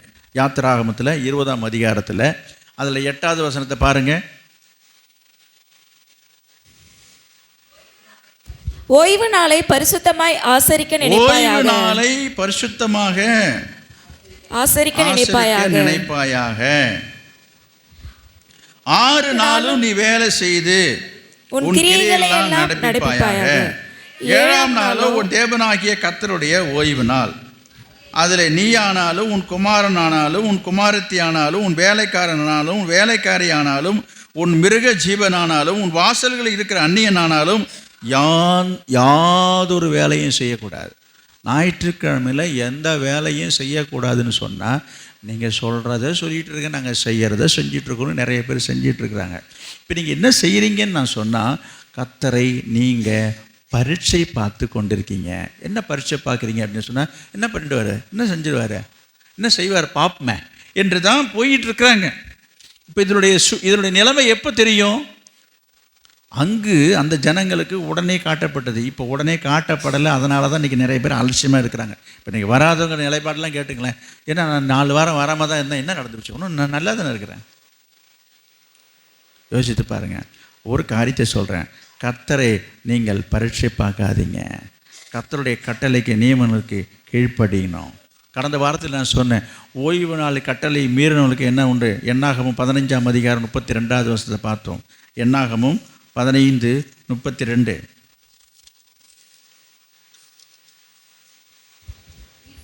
இஸ்ரவேல் புத்திரர் வனாந்திரத்தில் இருக்கையில் ஓய்வு நாளில் விறகுகளை பொறுக்கிக் கொண்டிருந்த ஒரு இல்லாதப்பட்டவன், ஏழப்பட்டவன், பாவப்பட்டவன் ஒரு மனிதனை கண்டுபிடித்தார். விறகு பொறுக்கிறான்னு சொன்னாலே அவனுக்கு விறகு இல்லை, கஞ்சிக்கு வழி இல்லை, சாப்பிட்றது வழி இல்லைன்னு தான் தெரியுது. இப்போ இதை படிக்கும்போதே அவனுக்கு தெரியுது, அவனும் வசதி படைத்தவன் இல்லை இல்லையா. அவன் போய் விறகு பொறுக்கிறான்னு தான் போட்டிருக்குது. இது நம்மளுடைய நிலைமையில் பார்க்கும்போது இது பரிதாபத்துக்குரிய நிலைமையாக இருக்குது. ஆனால் அங்கே என்ன பார்க்குறோம், விறகு பொறுக்கின அந்த மனிதனை ஜனங்கள்லாம் கண்டுபிடிச்சி ஆரோன் மோசேட்ட கொண்டு வரும்பொழுது என்ன சொல்கிறாங்க, நிச்சயமாக அவன் கொலை செய்யப்படணும்னு சொல்லி 36வது வசனத்தை நீங்கள் பார்த்தீங்கன்னா, அவனை பாளையத்துக்கு புறமே கொண்டு போய் கல்லெறிந்தார்கள், அவன் செத்தான் போட்டுருக்குது. இது நம்ம கேட்குறதுக்கும் படிக்கிறதுக்கு நமக்கே கஷ்டமாக இருக்குது. இது என்ன கொடுமையாக இருக்குது. என்ன சார், அப்போ 7ஆம் நாளை எந்த அளவுக்கு நம்ம கடைப்பிடிக்கணும், அதாவது ஓய்வு நாளை எந்த அளவுக்கு நம்ம கடைப்பிடிக்க வேண்டும் என்பதை அங்கே வலியுறுத்தப்பட்டிருக்கிறது என்பதை நாம் புரிஞ்சுக்கணும். ஆனால் இந்த காலத்தில் இது போல் உங்களை யாரும் கல் எறியாதனால, இது போல் ஒரு சந்தர்ப்பம் நடக்காதனால தான் இன்றைக்கு எல்லோரும் மெத்தனமாக இருக்காங்க. ஆனால் ஒரு காரியம் நான் சொல்கிறேன், நீங்கள் கர்த்தரை பரீட்சை பார்த்துட்ருக்கீங்க. பவுல் சொல்கிறார், பரீட்சை பாராதீங்கன்னு சொல்லிகிட்டே இருக்கார், எழுதிட்டு தான் இருக்கார், படிச்சுட்டு தான் இருக்கிறோம், செய்துகிட்டே இருக்கிறோம். அப்போ இதோட முடிவு என்ன ஆகும்? நான் இதை எதையும் நான் சொல்லலைன்னா நான் ஒரு தீர்க்கதரிசியை போல் சொல்ல விரும்பல. வேத வசனமே உங்களுக்கு போதும். நாளைக்கு சாபம் போடுற மாதிரி ஆகிடும். எதுவும் நடக்கக்கூடாது என்பதற்காகத்தான் ஆண்டவர் இன்றைக்கு அது உங்களுக்கு எச்சரிப்பு ஊட்டுகிறாரே தவிர, நடக்க வேண்டும் என்பது ஆண்டவருடைய விருப்பம் அல்ல, என் விருப்பம் அல்ல. இதுபோல் உங்கள் வாழ்க்கையில் நடந்துவிடக்கூடாது என்பதற்காக தான் இந்த வார்த்தையின் மூலமாக ஆண்டவர் ஒவ்வொருவரையும் அவர் எச்சரித்து கொண்டிருக்கிறார். ஏசாயா 58ஆம் அதிகாரத்தில் பார்க்குறோம், 13வது வசனத்தில். ஏசாயா 58:13. என் பரிசுத்த நாளாகிய ஓய்வு நாளிலே உனக்கு இஷ்டமானதை செய்யாதபடி உன் காலை விலக்கி உன் வழிகளின்படி நடவாமலும் உனக்கு இஷ்டமானதை செய்யாமலும் உன் சொந்த பேச்சை கூட நீ பேசாமலும் இருந்து ஓய்வு நாளை மனமகிழ்ச்சியின் நாள் என்றும் கர்த்தருடைய பரிசுத்த நாளை மகிமை உள்ள நாள் என்றும் சொல்லி பரிசுத்த நாளை மகிமை உள்ள நாள் என்றும் சொல்லி அதை மகிமையாக எண்ணுவாயானால் அப்பொழுது கர்த்தரில் மனமகிழ்ச்சியாய் இருப்பாய். அப்பொழுது நீ மகிழ்ச்சியாக இருப்ப, அப்போது உன் குடும்பம் நல்லா இருக்கும், நீ மகிழ்ச்சியாக இருப்ப. நிறைய பேர் நீ துக்கத்தோடு இருக்க காரணம் என்ன? கர்த்தரை துக்கப்படுத்துறீங்க. ஞாயிற்றுக்கிழமை வராததுக்கு காரணம் சிலர் சொல்கிற காரணங்கள், ஐயோ நான் புறப்பட்டு வெளியில் வந்து வீட்டை பூட்டுற நேரம் பார்த்து மாமா வந்துட்டாருங்க, அத்தை வந்துட்டாங்க, சித்தப்பா வந்துட்டாருங்க, கெஸ்ட்டு வந்துட்டாங்க, நாங்கள் கிளம்பி வந்துட்டோங்க, கையில் பைபிள்லாம் எடுத்துகிட்டு வந்துட்டோங்க. காரணம், நான் சொல்கிறது உண்மை, நீங்கள் சொல்கிறது பொய் நான் சொல்லலை, சாக்கப்போக்கெல்லாம் நான் சொல்லலை. என்ன செய்யணும்? வரட்டும், முடிந்தால் உங்களுக்கு என்ன சொல்கிறது, உங்களுக்கு திராணி இருந்தால் கையோடு அழுதப்பட்டு நாங்கள் சர்ச்சுக்கு கிளம்பிட்டோம், வாங்க நீங்களும் வாங்க. ஐயோ அவங்களுக்கெல்லாம் இதெல்லாம் பிடிக்காது, அவங்களெலாம் வரமாட்டாங்க. சிலர் சொல்லுகிறத நான் பேசுகிறேன். அவங்களுக்கெல்லாம் அப்படியா, அப்போ நீங்கள் வீட்டில் உட்காந்துருங்க, நாங்கள் போய் சர்ச்சுக்கு போய்ட்டுறோம், நாங்கள்லாம் சமையல்லாம் பண்ணி வச்சுருக்கோம், சாப்பிட்டுட்டு இருக்க நாங்கள் வந்துடுறோம். இதை சொல்கிறதுக்கு துணிச்சல் கிடையாது, தைரியம் கிடையாது. அவங்க வந்துட்டாங்கன்னா அவங்க கூட போய் உட்காந்துட்டு ஆட்டம் போட்டுருக்கு. எந்த விதத்தில் இது கரெக்டு? அவங்க கோபிச்சுப்பாங்க. நான் சொல்ல அவங்க கோபிச்சுப்பாங்க, கர்த்தர் கோபிச்சிக்க மாட்டாரா? இல்லை அவர் கர்த்தர் ரொம்ப நல்லவர், மனது உருக்கம் உள்ளவர், இரக்கம் உள்ளவர், மன்னிக்கிறவர், அதனால் அவரை போய் நம்ம சரிப்படுத்திக்கலான்னு சிலர் நினைக்கிறாங்க. நான் சொல்கிறேன், அந்த மன்னிக்கிறவர், அந்த இரக்கம் உள்ளவர் தான் இரக்கமே இல்லாமல் பழைய ஏற்பாட்டில் ஒரு விறகு பொறுக்க போனவனை என்ன பண்ணுதாங்க இப்போ படிச்சிங்க, கல் எறிஞ்சு கொண்டாங்கன்னு போட்டிருக்குதே. யோசிக்கணுங்க. நீங்கள் நினைக்கிறேன் இப்படிலாம் நீங்கள் சிந்திப்பீங்க. நானே சொல்லிடுறேன், நீங்கள் என்ன நினைக்கிறீங்க, மைண்ட் வாய்ஸ்ன்னு சொல்லுவாங்க. அதெல்லாம் பழைய ஏற்பாடுங்க, அதெல்லாம் விடுங்க. இயேசுநாதர் வந்ததுக்கு அப்புறம் சிலுவையில் ரத்தம் சிந்தி அதெல்லாம் விட்டுட்டார்கள, ரொம்ப மன்னிக்க வருங்க. நீங்கள் ஏங்க அதெல்லாம் கோத்து வாங்கி இங்கே என்னங்க பண்ணிகிட்ருக்கேன்? அதுக்கு நான் ஒரு வசனம் சொல்கிறேன், எடுங்க. எபிரேயர் 10ஆம் அதிகாரம், எபிரேயர் சொல்கிறேன் 10ஆம் அதிகாரம் 26வது வசனம். சத்தியத்தை அறியும் அறிவை அடைந்த பின்பு நாம் மனப்பூர்வமாய் பாவம் செய்கிறவர்களாய் இருந்தால் பாவங்கள் நிமித்தம் செலுத்தத்தக்க வேறொரு பலி இனி இராமல் போதும். இதுக்கு முன்னாடி நான் இந்த போறமாலும் சொன்னேன், கவனிங்க. அங்கே மேலே உள்ள வசனத்தை நீங்கள் பார்த்தீங்கன்னா, சபை கூடி வருதலை சிலர் விட்டு விடுகிறது போல 25ல் இருக்க, நாமும் விட்டு விடாமல் ஒருவருக்கு ஒருவர் புத்தி சொல்லணும். நல்லா கவனிக்கணும். அப்போ எதை பற்றி சொல்லப்பட்டிருக்கிறதையும் புரியணும். சபை கூடி வருதலை சிலர் விட்டுடுறாங்க, சில பேர் வரல தான். வந்தவங்க அதை பார்த்து என்ன பண்ணுறாங்க, அவங்களே வரல, இவங்களே வரல, ஐயா நிறைய பேர் வரல போட்டிருக்கு, நம்ம தான் விவரம் தெரியாமல் வந்துட்டு போயிருக்கு, நம்ம அடுத்த வாரம் நம்ம வேலையை பார்ப்போம். இந்த மாதிரி எண்ணங்கள் உங்கள் சிந்தைகளை வருவதற்கு வாய்ப்புகள் இருக்குது. நாம் விட்டுவிடக்கூடாது. இன்றைக்கி நிறைய பேர் வரல, நாம் விட்டு விடாமல் என்ன செய்யணும், ஒருவருக்கு ஒருவர் புத்தி சொல்லணுமே தவிர அவங்கள இவங்களை பார்த்துட்டு நம்மளும் 2 வாரம் வராமல் இருந்துருன்ற எண்ணத்துக்கு நீங்கள் போகக்கூடாது. அது மட்டுமல்ல இன்றைக்கு ஆண்டவர் இந்த செய்தியின் மூலமாக இந்த காரியத்தை உங்களோட பேசிக்கொண்டார். இதுதான் சத்தியம், இது வசனம். பழைய ஏற்பாட்டிலையும் பார்க்குறோம், புதிய ஏற்பாட்டிலையும் பார்க்குறோம். இந்த சத்தியத்தை அறிவை அடைந்த பின்பும், இந்த வசனத்தை, இந்த வசனத்தை நல்ல காதால் கேட்ட பின்பும், இன்றைக்கு இல்லை போன வாரமும் சொன்னேன், இந்த வாரமும் சொல்கிறேன், இதை கேட்ட பின்பும் மனப்பூர்வமாய் பாவம் செய்கிறவர்களாய் இருந்தால், மனப்பூர்வமாய் ஞாயிற்றுக்கிழமை வராமல், ஆராதனைக்கு வராமல் நம்ம மட்டம் போடுவோம் என்று சொல்லுவோமானால், நான் அந்த வார்த்தையை மாற்றி சொல்றேன், மனப்பூர்வமாய் பாவம் செய்யவர்களாய் இருந்தால் பாவங்கள் நிமித்தம் செலுத்தத்தக்க வேறொரு பலி, இதுக்கப்புறம் எந்த பலியில ஏசான பலியானது உண்மைதான். ஒரு முறை நீ இந்த மாதிரி காரியங்களை நீ திரும்ப திரும்ப நீங்க செய்து கொண்டிருப்பீங்கன்னு சொன்னால், படிங்க, நியாய தீர்ப்பு வரும் என்று பயத்தோடு எதிர்பார்க்குதலும், சரி, விரோதிகளை பட்சிக்கும் கோபாக்கினமே இருக்கும். ஆண்டவருடைய கோபம் வரும். எங்க பாருங்க, இப்ப என்ன செய்யல, ஒரு ஞாயிற்றுக்கிழமை இல்லை 9 ஞாயிற்றுக்கிழமை வரலன்னா ஒரு கல் அடி கூட நான் இது வரைக்கும் பட கிடையாது, யாரும் என்னை கல்லால் அடிக்கலைன்னு நீங்கள் நினச்சிட்டு இருக்கலாம். நான் அந்த பழைய ஏற்பாடு பிரமாணத்துக்கு வரேன், யாரும் இது வரைக்கும் கல் அடிலையே. நான் சொன்னேன், கல்லெல்லாம் இனிமேல் வராது, சொல்லு தான் வரும், வசனம் தான் வரும், வார்த்தையால் தான் படிச்சுட்டு இருக்கிற ஆண்டவர். திரும்ப திரும்ப என்னது, ஆமாம், கல் அடித்த ஒரு தடவை அடிச்சிட்டாங்க. இப்போ நான் என்னன்னு தெரியல, எனக்கு இந்த வார்த்தை, இந்த வசனம் எனக்கு திரும்ப திரும்ப வரதை பார்க்கும்போது ஆண்டவர் இந்த சொல்லால், இந்த வசனத்தினால திரும்ப திரும்ப அடிச்சிட்டு இருக்காருன்னு தான் நான் நினைக்கிறேன்.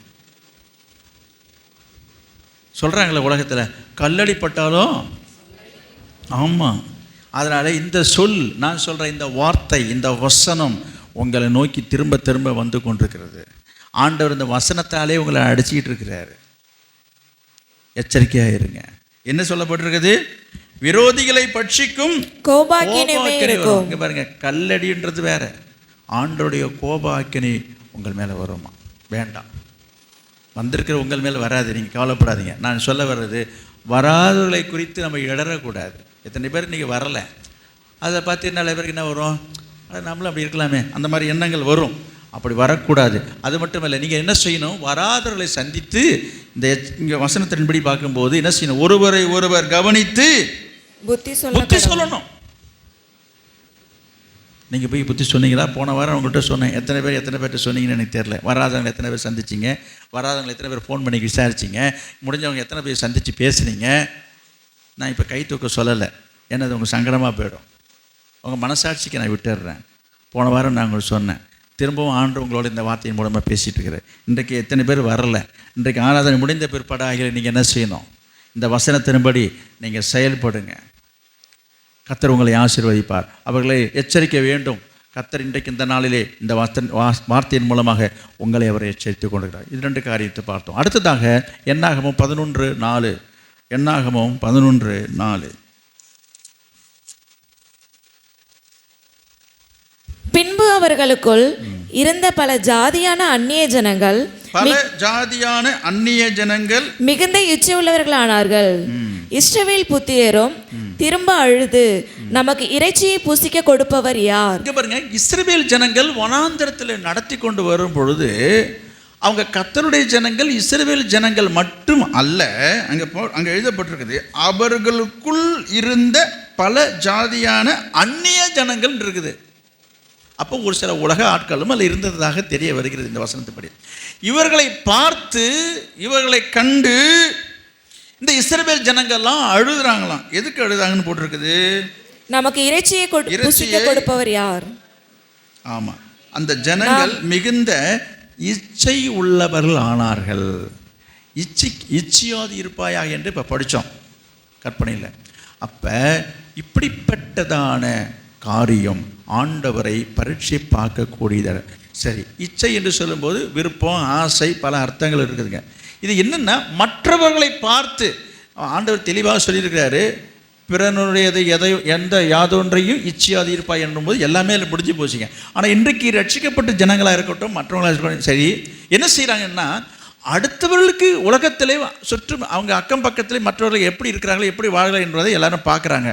பாருங்கள், தப்பு இல்லை, பார்க்குறதுல தான் கோளரே இருக்குது. இப்போ அப்படி பார்க்கும்பொழுது அவர்களைப் போல இல்லையே, இவர்களைப் போல இருக்கல, அவங்களுக்கு இப்படி இருக்குது, அவங்களுக்கு 2 வீடு கட்டிட்டாங்களே, அவங்க காரு வாங்கிட்டாங்களே, அவங்க வீட்டில் இந்த டிவி இருக்குது, அவங்க வீட்டில் இந்த பொருள் இருக்குது என்று சொல்லி இப்படி மற்றவருடைய காரியங்களை பார்க்கும்போது இந்த இச்சை உண்டாகும் போது இச்சையோடு நின்று போகிறதில்லை. அவங்களுக்கெல்லாம் இருக்கும்போது ஏன் என் வீட்டில் இருக்கக்கூடாது, அதை ஏன் நான் வாங்கக்கூடாது, எனக்கு ஏன் இருக்கக்கூடாது என்கிற எண்ணத்தில் அதோடு மட்டும் நின்று விடுறது இல்லைங்க. சரி, இது நம்ம வாங்குவதற்கு நமக்கு திராணி இருக்குதா, தகுதி இருக்குதா, வருமானம் இருக்குதா, இதை திரும்ப செலுத்துவதற்கு வேண்டிய ஒரு திராணி இருக்குதா, எதை பற்றி யோசிக்கிறது கிடையாதுங்க. எல்லார்ட்டையும் இருக்குது, என்னட்டையும் இருக்கணும். இதுதான் அதை பார்த்துக்கலாம். என்ன பார்த்துக்கிறது? இந்த நிறைய பேர் இப்போ நிறைய வசதிகளை உலகத்தில் பிசாசு கொண்டுட்டு வந்துட்டான். முன்ன மாதிரிலாம் கிடையாதுங்க. இப்போல்லாம் கடன் வாங்கிறதுன்றது கஷ்டமே கிடையாதுங்க. உங்களை கடன்காரனை ஆக்கி உங்களை கடனை வாங்க வைக்கிறதுக்குன்னே ஒரு கூட்டம் இருக்குதுங்க. கடன் வாங்கிக்கிறீங்களா ஃபோன் போட்டு வேறு கேட்குறானுங்க. இப்போ வீடு தேடி வாங்கிக்கிங்களா என்ன? ஏன்னா எந்த அளவுக்கு பேர் மலிஞ்சு போயிருக்கு பாருங்கள். நம்மளை கடன்காரனை ஆக்கிறதுலேயே குறியாக இருக்கிறாங்க. இப்போ பேங்காக இருக்கட்டும், விளம்பரங்களை பாருங்கள், அந்த திட்டம் இந்த திட்டம், நீங்கள் கடன் வாங்கிங்க குறைந்த வட்டி என்று சொல்லி நம்மளை அட்ராக்ட் பண்ணி எல்லாரையும் கடன்காரனாக வாழ வைக்கிறதுக்கு தான் இந்த அரசாங்கமும் சரி எல்லாம் போயிட்டு இருக்குதுங்க. இது எந்த விதத்திலும் சரியில்லை. கடன் வாங்குவது தவறு என்று சொல்ல, நம்ம அவசியம் கருதி, தேவையை கருதி வாங்குவது தவறல்ல. இன்றைக்கு தேவை இருக்குதோ இல்லையோ கடன் கொடுக்குறாங்க என்பதற்காக கடன் வாங்குறவங்க எத்தனை பேர் இருக்காங்க தெரியுமா உங்களுக்கு? ஏங்க என்ன வழினா கொடுத்தா அப்புறம் நம்ம ஏன் வேணாம், நான் யோசித்து பார்த்தேன், சரி பார்த்துக்கலான்னு வாங்கிட்டு ராத்திரிலாம் அப்புறம் தூங்காமல் உட்காந்துருக்கு. ஒவ்வொரு வாரமும் இந்த டியூ கட்டணும், அது கட்டணும், இது கட்டணும் என்று சொல்லி இன்றைக்கு நிறைய பேர் அதில் போய் மாட்டி சிக்கிக்கிறாங்க. ஆனால் அதை பற்றி அவங்க கவலைப்படுறது கிடையாது. இது முதலாவது வசனத்தின்படி இது தவறு. இச்சையாதி இருப்பாய், மற்றவர்களுக்கு இருக்கிறதுன்றதுக்காக நம்ம செய்யக்கூடாது. நமக்கு தேவையை ஆண்டவர் தருவார். நான் சொல்கிறேன், உங்களுக்கு தேவை இல்லை என்று நான் சொல்லலை. அப்போ எங்களுக்கெல்லாம் தேவை இல்லையா, நாங்களெல்லாம் அதெல்லாம் செய்யக்கூடாதா? நான் சொல்கிறேன், ஏற்ற காலத்தில் ஏற்ற சமயத்தில் ஆண்டவர் நமக்கு கொடுக்கும் பொழுது அதை வாங்கி கொள்ள வேண்டும் என்கிற ஒரு மனப்பக்குவம் நமக்கு வேண்டும். நான் தேவையில்லை என்று நான் சொல்லுவேன். இப்போ நமக்கு தேவையா? ஐயோ இப்பயும் தேவை தாங்க. சரி, இப்போ தேவைன்னா அதை வாங்குவதற்கு வேண்டிய அதெல்லாம் அவங்க தான் கடன் இஎம்ஐயில் கொடுக்குறாங்களே. இப்படி போய் நிறைய பேர் சிக்கிக்கிறாங்க. நிறைய பேர் சிக்கலில் போய் மாட்டிக்கிட்டு ஒரு சில பேர் மீண்டு வந்துடுறீங்க ஏதோ உங்கள் திறமையில் சாமர்த்தியில். எத்தனை பேர் இந்த செய்திகளை நம்ம பார்க்குறோம், வாங்கின கடனை திருப்பி செலுத்த முடியாமல், கடன் தொல்லை தாங்க முடியாமல் குடும்பத்தோடு தற்கொலை பண்ணி கொண்ட குடும்பங்கள் செய்திகளை தினமும் நீங்கள் பார்த்துருக்கலாம். டிவிலையும் சரி, யூடியூப்லேயும் சரி, நியூஸ் பேப்பர்லேயும் சரி. எத்தனை பேரை நீங்கள் பார்த்துருக்கீங்கன்னு எனக்கு தெரியல, நான் பார்த்துட்ருக்குறேன். நிறைய செய்திகளை பார்க்கும்போது கடன் பாரம் அதிகமாகிவிட்டதுனால, கடன் திருப்பி செலுத்த கடன்காரங்க நெருக்கடி பண்ணதுனால குடும்பத்தோட குழந்தைகளுக்கு விஷம் கொடுத்துட்டு தூக்க மாட்டிக்கொண்டு சென்ற குடும்பம் எத்தனை குடும்பங்க.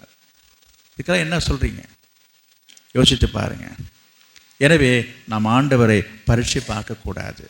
எனவே உலகத்தாரோடு ஒப்பிட்டு உலகத்தாரை போல வாழணும், உலகத்தாரை போல இருக்க ஆசைப்பட்டு நம்ம இச்சித்து ஆண்டவரை பரீட்சை பாராமல் இருப்பீர்களாக. அடுத்ததாக 4வது காரியத்தை பார்ப்போம். என்னாகமம் 21:5. என்னாகமம் 21:5. ஜனங்கள் தேவனுக்கும் மோசேக்கும் விரோதமாய் பேசி, நாங்கள் வனாந்திரத்திலே சாகும்படி நீங்கள் எங்களை எகிப்து தேசத்திலிருந்து வர பண்ணினதென்ன? இங்கே அப்பமும் இல்லை தண்ணீரும் இல்லை, இந்த அற்பமான உணவு எங்கள் மனதுக்கு வெறுப்பாய் இருக்கிறது என்றார்கள். வெறுப்பாய் இருந்தது.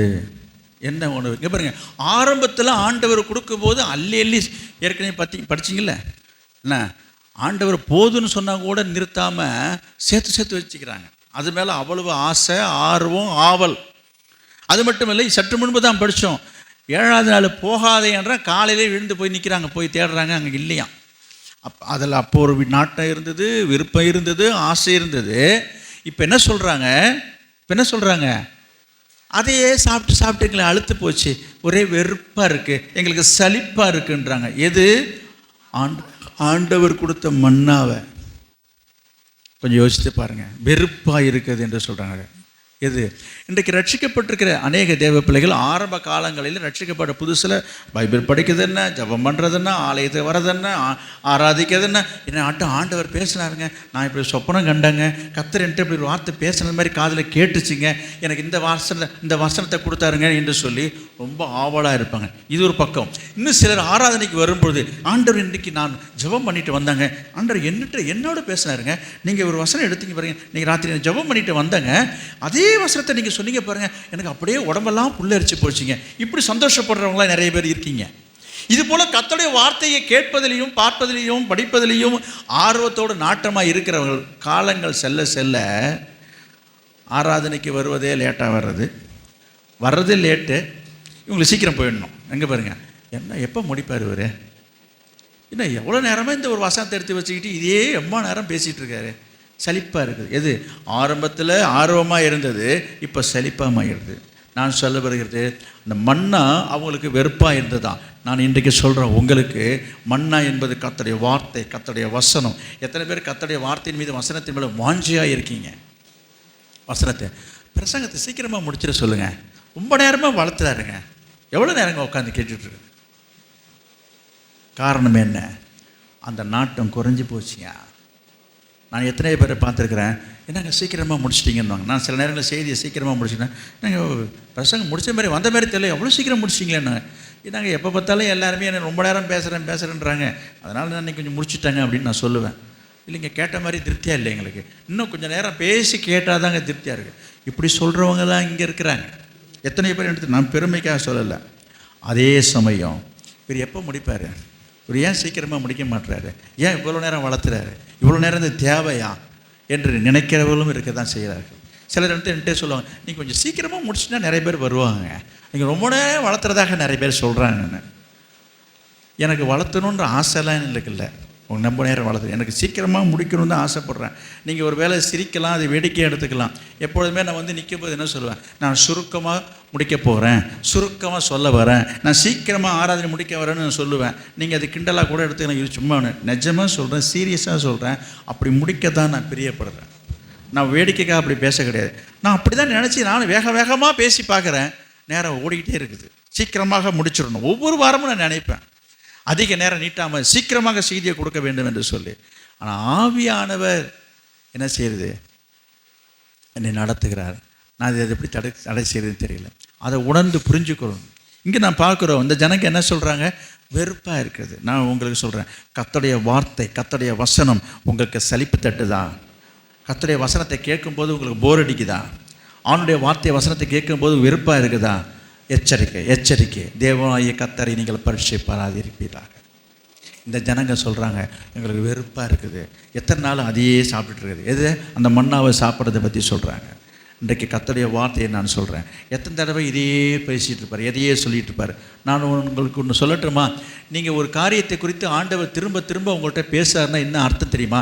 நீங்கள் இன்னும் அதை கை கொள்ளவில்லை, கடைபிடிக்கவில்லை, அதை நடைமுறைப்படுத்தலை, செயல்படுத்தலைன்றதான் அர்த்தமே தவிர நாங்கள் சொன்னதே சொல்லி நான் உங்களை கேட்குறேன், சொன்னது உண்மை தான், 2-3 தடவை சொல்லிட்டார். அதை நீங்கள் கை கொண்டீங்களா, கீழ்ப்படிஞ்சிங்களா, சொல்ல முடியுமா உங்களால்? அப்போ என்ன அர்த்தம்னா, ஆண்டவர் சொல்கிற காரியம் ஆவியானவர் நீ எப்போ அதை கை கொண்டு நடக்கிறியோ செயல்படுத்துறியோ அது வரைக்கும் ஆண்டவர் தொடர்ந்து பேசிட்டு தான் இருப்பார். சொன்னதையே சொல்லிகிட்டு இருக்காரு. சொன்னது தான் எனக்கும் தெரியுது, சொன்னது தான், சொன்னதை நீங்கள் செய்தீங்களா, அதுதான் எங்களுக்கு தெரியும், அதுதான் தெரியும் உங்களுக்கு, அது கீழ்ப்படுத்தீங்களா, இல்லை இல்லை. அப்போ ஆண்டவர் அதை வலியுறுத்துகிறார். அது வரைக்கும் வார்த்தை திரும்ப வந்துக்கிட்டு தான் இருக்கும். நீங்கள் நினைக்கலாம் இந்த பிரசங்கத்தை எத்தனை தடவை சொல்லிட்டா, இந்த இல்லை, சில நேரங்கள் அப்படி நினைக்கலாம், சொன்னதே சொல்கிறாருன்னு. கிடையாது, அப்படி அல்ல. நான் ஒவ்வொரு முறையும் எப்பொழுதுமே நம்ம யோசித்து தான் நாங்கள் ஆண்டோடைய வார்த்தையை எடுத்துக்கொண்டு வருவது உண்மை. எனவே ஆண்டோடைய வார்த்தையை நம்ம கேட்பதில் பிரியமாக இருப்பீர்களாக. எனவே கர்த்தரை நம்ம என்ன செய்யக்கூடாது, பரீட்சை பாராமல் இருப்பாருமாக. எனவே 5, 6, 7, 8 முடிஞ்சிச்சு. அது 9வது காரியம் என்னன்னு பார்ப்போம். என்னாகமும் 16ஆம் அதிகாரம் 13வது வசனம். என்னாகமும் 16, 13. இந்த வனாந்திரத்தில் எங்களை கொன்று போடும்படி பாலும் தேனும் ஓடுகிற தேசத்தில் இருந்து எங்களை கொண்டு வந்தது அற்ப காரியமோ, எங்கள் மேல் துரைத்தனமும் பண்ண பார்க்கிறாயோ. இங்கே பாருங்க, ஆண்டவர் இஸ்ரவேல் ஜனங்களை மோசேயின் மூலமாக அழைத்து வரும்போது என்ன சொல்லி அழைச்சிட்டு வந்தார்? எகிப்தில் இருந்தாங்க, அடிமைத்தனத்தில் இருந்தாங்க, ரொம்ப கஷ்டத்தில் இருந்தாங்க, உபத்திரத்தில் இருந்தாங்க, வேதனையில் இருந்தாங்க. அவங்கள பெருமூச்சை பார்த்து தான் ஆண்டவர் மோசையை அனுப்பி அந்த ஜனங்களை விடுதலையாக்கி கொண்டு வரார் என்பதை நீங்கள் நன்று அறிந்த ஒரு காரியம்தான். இந்த ஜனங்க என்ன சொல்கிறாங்கன்றது பாருங்க. ஆண்டவர் எங்கு கொண்டு போவதாக சொல்லி அழைச்சிட்டு வந்தார்? உங்களை பாலும் தேனும் ஓடுகிற கானான் தேசத்துக்குள்ளே உங்களை நான் கொண்டு போகிறேன் என்று சொல்லி தான் அழைச்சிட்டு வராரு. அப்போ பாலும் தேனும் ஓடுகிற தேசம் இது கானான் தேசம். கானான் தேசத்தை நோக்கி தான் பயணமாகி கொண்டு வராங்க. அப்படி வரும்பொழுது அந்த ஜனங்க வழியில் வனாந்திரத்தில் பேசுகிற வார்த்தை என்ன? இந்த வனாந்திரத்தில் எங்களை கொன்றும் போடும்படி பாலும் தேனும் ஓடுகிற தேசத்தில் இருந்து எங்களை கொண்டு வந்தது அற்ப காரியமோ. இது என்னங்க, இது அபத்தமாக இருக்குது.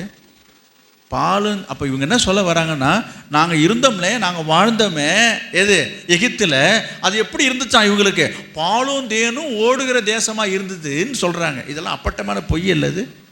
அவங்க தான் படாத பாடுபட்டாங்க, உபத்திரப்பட்டாங்க, வேதனைப்பட்டாங்க, வருத்தப்பட்டாங்க, துக்கப்பட்டாங்க. இதெல்லாம் பார்த்து தான் ஆண்டவர் மோசே மூலமாக மீட்டு கொண்டு வரார் என்றதான் நிதர்சனமான உண்மை. அப்படி இருக்கும் பொழுது இந்த ஜனங்கள் அநியாயமாக பேசுகிறாங்க. அவங்க இருந்த ஊர் எப்படிப்பட்ட எப்படி இருந்தாங்களாம்? போக வேண்டிய இடம்தான் பாலும் தேனும், ஆனால் இருந்ததையே பாலும் தேனும் ஓடுகிற கானான் தேசன்றது போய் சொல்கிறாங்க. இது ஆண்டவரை வெறுப்பேற்றுற மாதிரி இருக்கு பாருங்க. ஆண்டவரை பரீட்சை பார்க்குறாங்க. என்ன இதுலேருந்து உங்களுக்கு சொல்ல வருகிற சத்தியம் என்னென்னா, இன்றைக்கி ரட்சிக்கப்பட்டு விசுவாசியாகி பல வருஷங்களாக சபைக்கு வந்து கொண்டிருக்கிறீங்க, அபிஷேகம் பெற்றிருக்கீங்க, ஊழியம் செய்கிறீங்க, ஏன்னா கர்த்தருக்காக அநேக காரியங்களை செய்து கொண்டு பல ஆண்டுகளாக வாழ்ந்து கொண்டிருக்கிற நீங்கள் ஒரு சில நேரங்களிலே ஒரு சிலர் என்ன சொல்கிறாங்கன்னா, நம்ம தெரியாதத்தனமாக நான் ஞானஸ்தானம் எடுத்துட்டேன், தெரியாதத்தனமாக இந்த சபையில் வந்து சேர்ந்துட்டேன், பழையபடியே இருந்துருக்கலாம் போல இருக்குது. இங்கே பாருங்கள், ரட்சிக்கப்படாதவங்க, சபைக்கு வராதவங்க, ஆண்டர் ஏற்றுக்கிறவங்க நல்லா தாங்க இருக்கிறான், நம்ம தாங்க லோல் போட்டுட்டு கிடக்கிறோம், லொங்கு அழிஞ்சிட்டு கிடக்கிறோம். இங்கே பாருங்கள், என்னங்க இந்த ஏசுனாரை ஏற்றிக்கிட்டதுனால என்னத்தக்கணும், எல்லாம் எங்களை பார்த்து ஒரு பாடி பேசுகிறாங்க, நினைக்கிறாங்க, சொல்கிறாங்க. இதுக்கு அதுவே பரவாயில்ல போல தோணுதுங்க. ஒரு விசுவாசி அப்படி சொல்லலாமா? நீங்கள் அப்படி சொன்னீங்கன்னு நான் சொல்ல, உங்கள் மனதில் இந்த மாதிரி எண்ணங்கள் வரலாம், வரும்படியாக மற்றவர்கள் பேசலாம், மற்றவர்கள் பேசுகிறது உங்கள் மனசில் ஒரு பாதிப்பை ஏற்படுத்தலாம். இந்த மாதிரி எண்ணங்கள் உங்களுடைய மனதில் வரத்துக்குரிய வாய்ப்புகள் இருப்பது என்பதை நான் சொல்கிறேன். அப்படி நீங்கள் நினைக்கிறீங்களா? அப்படி சொல்கிறீங்களா? அப்போ யாராவது சொல்கிறாங்களா? அல்ல வேறு விசுவாசி அப்படி சொல்ல நீங்கள் கேட்டதாக நீங்கள் ஆமோதிக்கிறீங்களா? ஆமாங்க, அப்படி தாங்க ஒரு பிரதர் அப்படி சொன்னார்ன்னு சொல்கிறீங்களா? என்னது, அங்கேயே இருந்திருக்கலாமே, நம்ம அப்படியே வராமல் இருந்திருக்கலாமே, இங்கே வந்ததுனால தான் எவ்வளோ கஷ்டம், அப்படி சொல்கிறீங்களா? இல்லை பிரியமானவர்களே, இது நீங்கள் கர்த்தரை நீங்கள் பரீட்சை பார்க்குறீங்க. இன்றைக்கு உலக வாழ்க்கையும் உலக பிரகாரமாக வாழ்கிற வாழ்க்கை தான் என்னது, இந்த ஜனங்கள் சொன்னது போல் நல்ல வாழ்க்கை நீங்கள் நினச்சிட்ருக்கீங்க. இன்றைக்கு உலகத்தில் உலகத்தான் ஆண்டவரை அறியாதவர்கள் உலகத்தில் செழிப்பாக வாழுகிற வாழ்க்கையை, வசதியாக வாழுகிற வாழ்க்கை தான் நல்ல வாழ்க்கை, நீங்கள்லாம் ரொம்ப கஷ்டப்படுறீங்கன்னு நினைக்கிறீங்க. கிடையவே கிடையாது. அப்படி நீங்கள் நினைக்காதீங்க. ஒருவேளை உங்கள் தோற்றத்தில் பார்க்கறதுக்கு பார்வைக்கு அப்படி காணப்படலாம், நாம் அப்படி நினைக்கக்கூடாது. எனவே கர்த்தர் இந்த பாருங்க, இந்த உலகத்தில் நமக்கு பாடுகள் உண்டு என்பதை ஆண்டவர் சொல்கிறார். உலகத்தில் உங்களுக்கு உபத்திரம் உண்டு.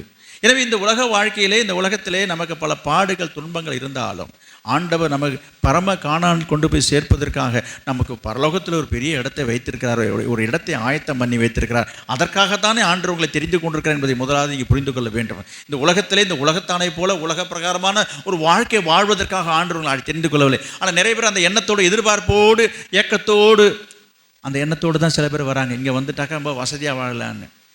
அதுக்காக நீங்கள் வசதி குறைஞ்சிருங்க சொல்ல. ஆண்டவர் நம்மை அழைத்ததன் நோக்கம் இந்த உலகத்தில் உள்ள ஒரு மற்ற உலகத்தானை போல செழிப்பாக வாழ்வதற்கு அல்ல. இந்த உலகத்திலேயும் ஆண்டவர் நம்மளை சாட்சியாக வைத்திருப்பார், உங்களை அழகாக வைத்திருப்பார், அற்புதமாக நடத்துவார், உங்களை ஆசீர்வதிக்கிறவர், உயர்த்துகிறவர் தான். அதே சமயம் அதற்காக நீங்கள் செல்ல வேண்டிய வழி, பாதை ஒன்றை வைத்திருக்கிறார். அந்த வழியில் தானே சில பேர் வரமாட்டீங்க. ஜீவனுக்கு போகிற வாசல் வழி இடுக்கமும் நெருக்கமாக இருக்குது. எனவே ஆண்டவர் நம்மை சகல உபத்திரவங்களின் வழியாக நாம் இந்த பரலோக ராஜ்யத்தில் பிரவேசிக்க வேண்டும் என்று பவுல் சொல்வதை பார்க்கிறோம். எனவே ஆண்டவர் உங்களுக்கு ஒரு ஆசீர்வாதத்தை கொடுக்கணும்னு அவர் வைத்திருக்கும் போது உங்களை நடத்துகிற விதமும் நடத்துகிற பாதையும் பாடு கஷ்டம். அந்த பாதைக்கு உள்ளாக நீங்கள் போய் பாருங்க, அதன் முடிவு மகிமையாக இருக்கும். இதை உள்ள நுழைவதற்கே யோசிக்கிறீங்க. நாம் இப்படி ஒருவேளை நீங்கள் அந்த வழியாக கடந்து போய் கொண்டிருப்பதாக நீங்கள் சொல்வீங்கன்னு சொன்னால் பொறுத்திருந்து பாருங்கள். கர்த்தர் உங்களை எப்படி நடத்த போகிறார் என்பது, கர்த்தர் எப்படி உங்களை உயர்த்த போகிறார், கர்த்தர் எப்படி உங்கள் உயர்ந்த இடத்தில் வைக்க போகிறார், கர்த்தர் எப்படி உங்களை மேன்மைப்படுத்த போகிறார், கர்த்தர் எப்படி உங்களை மகிமைப்படுத்த போகிறார் என்பதை அந்த நாளிலே நீங்கள் காண்பீர்கள். அதில் எந்த சந்தேகமும் இல்லை. புரியுதா? எனவே போகிற வழி, போகிற பாதை கவனிங்களா, கடினமாக இருக்கும். உலகத்தில் நான் அந்த உதாரணம் சொல்கிறதுக்கே எனக்கு பிடிக்கல. நீங்கள் புரிஞ்சிங்க. ஒரு விக்கிரக கோயிலுக்கு போகிறாங்க, அதுக்கு கோடி கோடி மக்கள், லட்சக்கணக்கான மக்கள் போடுறாங்க. அதை பற்றி ரொம்ப பெருமையாக பேசிக்கொள்கிறாங்க. அந்த வழி எப்படி இருக்குமா என்று சொன்னால், காட்டு வழியாக தான் போகணுமா, கரடு முரடாக தான் இருக்குமா, செப்பெல்லாம் போட்டு போகக்கூடாதான். இதுக்கு ஒரு பாட்டு வேற ஒன்று பாடிட்டு போகிறாங்க, கல்லும் முள்ளும் அப்படின்னு வேற. அது எப்படி சொல்லிக்கிறாங்க பாருங்கள். நான் என்ன நினைக்கிறேன், ஏன் நல்ல தார் ரோடு போட்டு பணமாக இல்லை அது அப்படி தான் போகணுமா. இதெல்லாம் அவங்க அது மகிமையாக நினைக்கிறாங்க. யோசித்து பாருங்கள். உலக பிரகாரமாக இன்றைக்கு அந்த ஐதீகம் இருக்க தான் செய்கிறது.